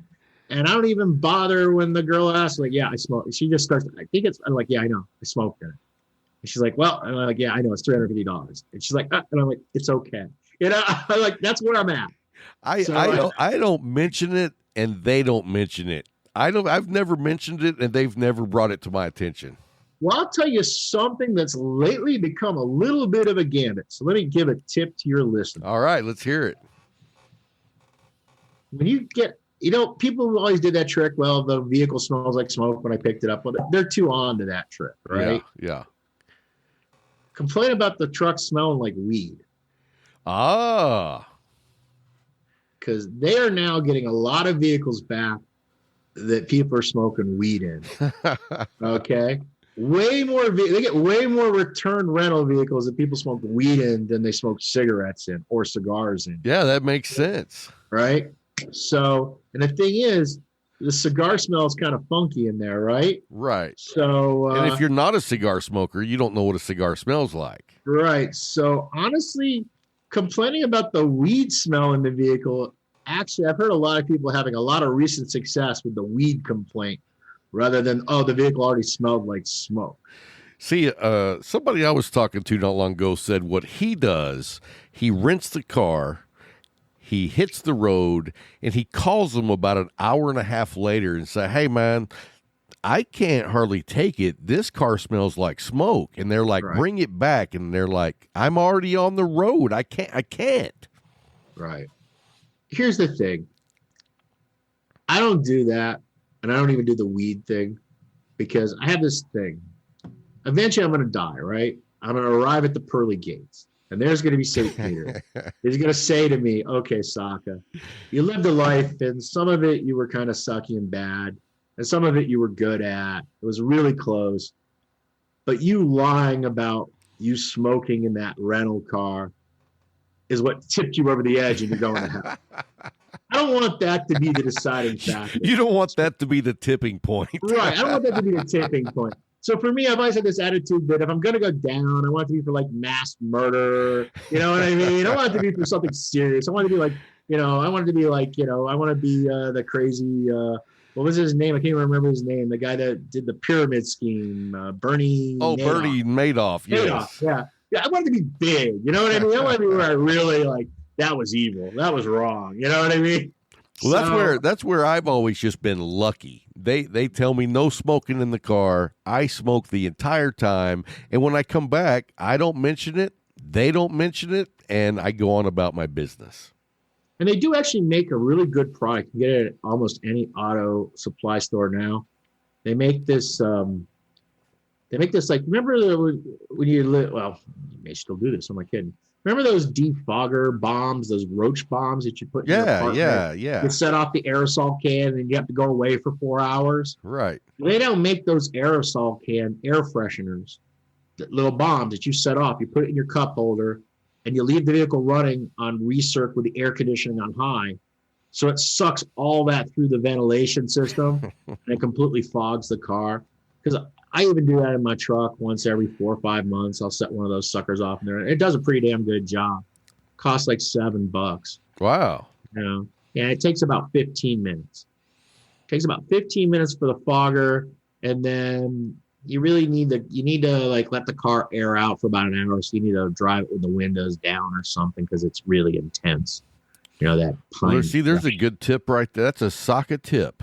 Yeah, it's but those work really, really well. They're probably one of the better products, and the reason why is because it's going through the ventilation system. You know what I mean? Yeah. Because you got that air conditioner cranked on high on recirc, so it's pulling through all the vents in the vehicle, and that helps a lot. So, well, hey man, we know you got to get busy doing something other than just hanging out. Vegas is what my next. I gotta finish up the work I'm working on now, and then start packing, I guess. Do you ever take vacation? Yes. I tend to. Here's the way it's been working. Every year we rent a house on Lake Umbagog, and I always pay for it the year before.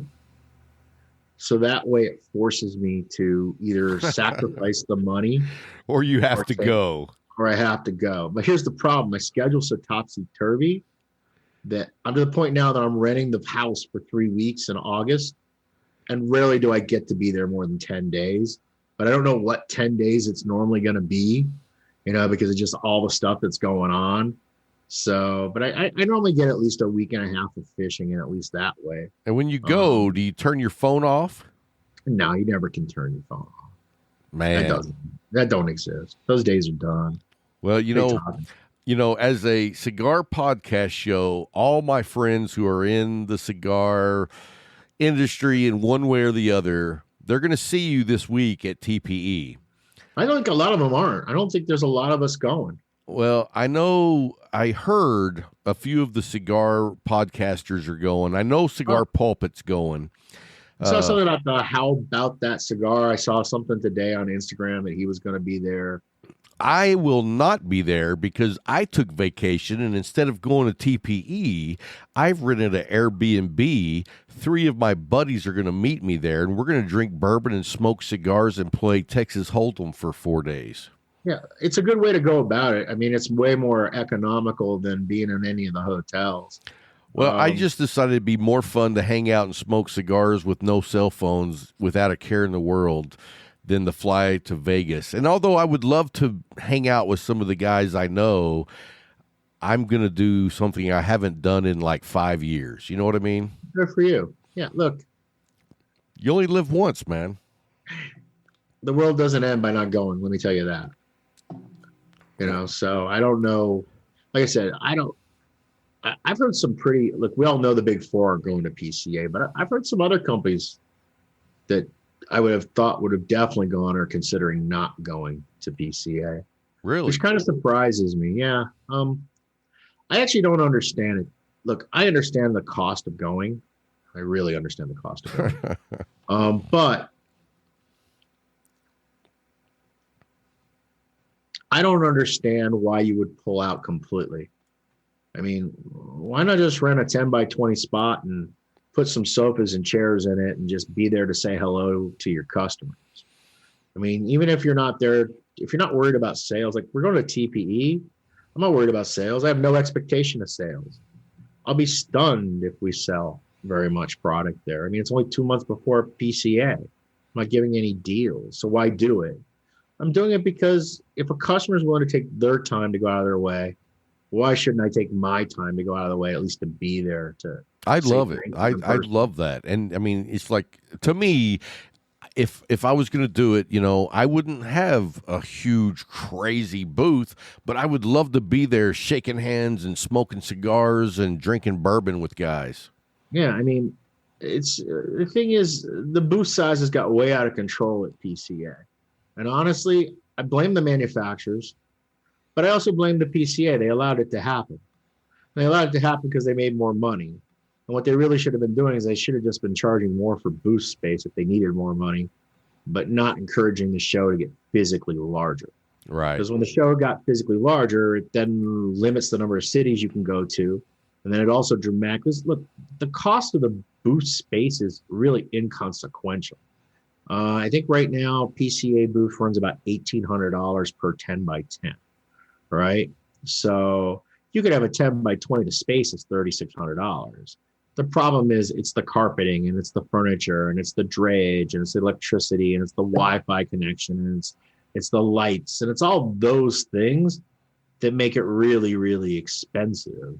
And then on top of that, it's how much of your team, your staff you have to bring. And I mean, these big companies, I mean, they're all bringing 50 to 100 people with them. Wow. And they all have to be in hotels and they all have to get money for food and they all have to have airfare. And that you got to sell a lot of damn cigars, to even begin to cover the expenses. But it's also kind of their fault. They let it get that way. They didn't have to let it be that way. But then they say their argument would be, well, if we don't make our booth as big as so-and-so's booth, then it looks like we're failing and they're succeeding. And everybody likes to buy from winners and nobody likes to buy from losers. And I understand that. But look, Fuente's been in relatively the same size booth setup now for, I think, good almost 20 years, right?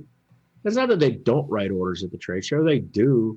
But their focus isn't on writing orders. Their focus is just, saying hi to their customers and thanking them for their business and, hey, what's going right? What's wrong? What's working for you? What can we do for you? I mean, you can have all of those conversations. And the other thing too, is I think that the trade show organizations have so focused so long on the deal aspect that they've miseducated their own customers, which are the retailers, their members, that you shouldn't be doing the trade show for discounts. You get the discounts anyways. Why do I care if you're coming to the trade show or not coming to the trade show, right? Right. I mean, I'm in the business of making and then ultimately selling cigars. So, I mean, they can put up whatever roadblocks they want, but as soon as one company violates whatever that is, then every other company has no choice because you have to be competitive with everybody else. So trying to make it to where the deals are the primary focus on the trade show scenario is just not really what it should be about. It should be about seeing the new product, should be about education, should be interacting with the manufacturers. And also one of the greatest values is interacting with your peers that are also retailers that, that way you can, actually learn something because you'll always learn something from somebody, right? Just talking to them, something you didn't know, something you didn't think of, a different perspective. And that's the real value. But the problem is when you make the show so large, the companies feel so much pressure to sell a certain amount. And on top of that, it makes it miserable on the retailer because now the guy's got to go like fucking across Ponderosa to get to anything. I mean, you're on that trade show floor and it's so massive that if you have an appointment at one end to the other end, it can take you 25 minutes to get across the trade show floor. And you spend so much of your day as a retailer going in circles, walking. You know what I mean? It's just a big waste of time. And I think that's something that they really need to start to think about. Is they need to make it easier. And if you just get rid of the walking time involved, think of how many more hours the retailers have for educational stuff. Right. You know what I mean? And other things. But next year, next year they're going to give everybody a scooter. I'm just messing with you. I don't even know that's such a bad idea. I mean, I can see the bumper car thing happening already. That part will be bad, but it's a lot. It's a lot of distance. I've heard you're walking 12 hours a day.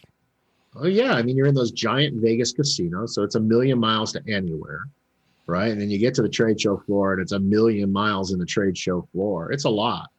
Like, I don't even pretend. I wear sneakers. Nice. I don't give a fuck. If anyone's buying cigars because of the pair of shoes I'm wearing, They shouldn't be buying cigars from me. Right. You know what I mean? I wear a pair of New Balance or Skechers is what I'm wearing on my feet.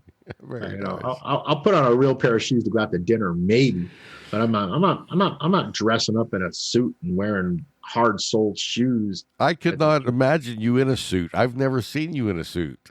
Funerals and weddings at this point in my life. All right. Yeah. Well, hey, man, thank you so much for taking the time to come on the show. I enjoyed so much pleasure's hanging out all with you, mine. brother. Well, Have a good one. have a good time. And when you're at the TPE, if you run into Nick Smith from Cigar Pulpit, do me a favor and punch him in the gut.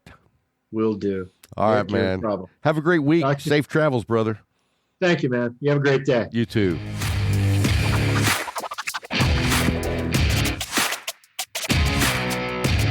Hey guys, hope you enjoyed that interview with Steve Saka. Dude, that was a great interview for me. I hope you enjoyed it because that's a guy that has been on my bucket list, so to speak, for a while.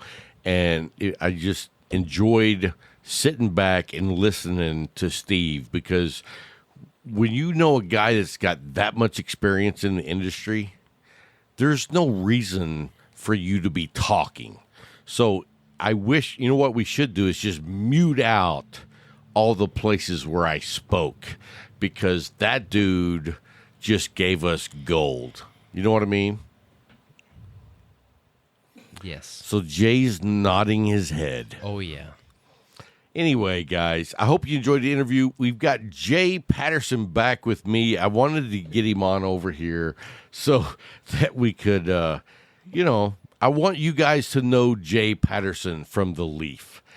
I mean, the guy's holding up the Light 'em Up Crew poker chips. Thank you, Jay. Thank you. You know, and when Jay got here, I didn't realize I hadn't given him one yet.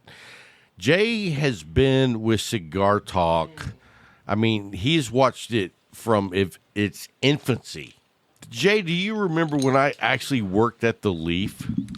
I did. Yes, that it was a very nice time thinking that we would have some coverage on the weekends. Yeah. And then your other job changed schedules, and then that kind of was threw it. everything through Right. the window. Because didn't I work Friday nights? Yes. Yeah, because I was off on my regular job on Friday and Saturday. So I was able to work at The Leaf for, I think it was about 6-7 weeks. Yeah. And you know what? It was a great experience. It's like when you love the cigars and the cigar community, it's like, how can I experience more? Right. And it's like, go work at a shop. No kidding. You know what I mean? If go you love dive in. cigars, there's lots of shops that would love to have you come in and fill in because they got hours that are tough to cover because the regular guys don't ever get to have those time periods off. That's true. Absolutely true. It was a blessing to have somebody that's so invested in cigars that wanted to devote that time to working. And I remember talking to Bill thinking, this is it. Like, this is the dream team. And then, out of your control, My something schedule happened. changed, Your right. schedule changed. And then things got kind of thrown through their loop. But But it was a fun run. it was a fun run, I tell you what. It was, you know what? It was so fun for me too because it's like, as a cigar lover, you want to know the other side of the business. You know what I mean? I know what it's like to buy cigars and smoke cigars, but what's it like on the other side? And I'll tell you what, man, it was an eye-opening experience for me. It's like you're busy all the time, and your goal in life at the moment that a customer needs any assistance is to create the ultimate experience for that guy. And that's what you do at The Leaf, and that's why I love watching you work. And, I mean, you're a good-looking guy. So, no, I'm just kidding you, but you know what I mean. Well, yeah. It's like if you are really concerned about the experience for the cigar smoker, and I know that you are because I've watched you with customers that even I'm going to tell you now, I'd be like, oh, this dude's coming in again. And you're like, hey, man, what's going on? How's your day? I mean, you never stop. You are genuinely interested in your people. And that's not a common thing. I appreciate you noticing. The biggest thing was when I took over the shop with Corey, Bill had told me that no matter what, it has to stay about the people. And that's really stuck with me. And regardless if it's who we call the wizard or, whatever. I want to know who the hell you're calling the wizard. I don't think you do. Was that Dwayne? No. Because if you put a pointed hat on him, I'm thinking he looks like a wizard. No. Come on, man. True, but no. And the wisdom that he has. That's true. Yeah, the wisdom that he has. I mean, the wizard is the old guy that knows shit. And Dwayne's taught me so much. And, the thing about it is, when you're around a guy that knows what Dwayne knows, and you, shout out some shit to the group to sound like you know what the fuck you're talking about, Dwayne will fucking cut your legs out from underneath you and be like, nope, that's not true. But and I love that because he's a true teacher.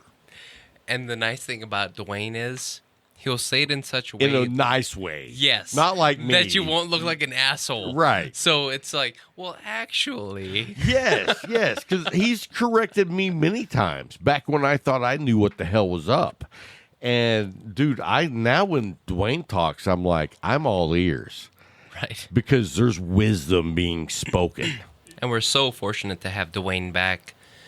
He's been gone for a year because of COVID, and now Dwayne's back. He's on a limited schedule, but he's back, and he's making progress. Yeah, and he's such a valuable asset.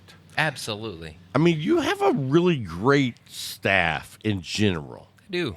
I mean, your main go-to guy, Scott. Yes. But then you've got Alan Turner. Yes. Comes to work in a jacket and a bow tie. Alan is our tobacco, pipe tobacco expert. Dwayne is sort of everything. Scott, dude, yeah, is my enforcer. Well, Scott is the one who does all the dirty work.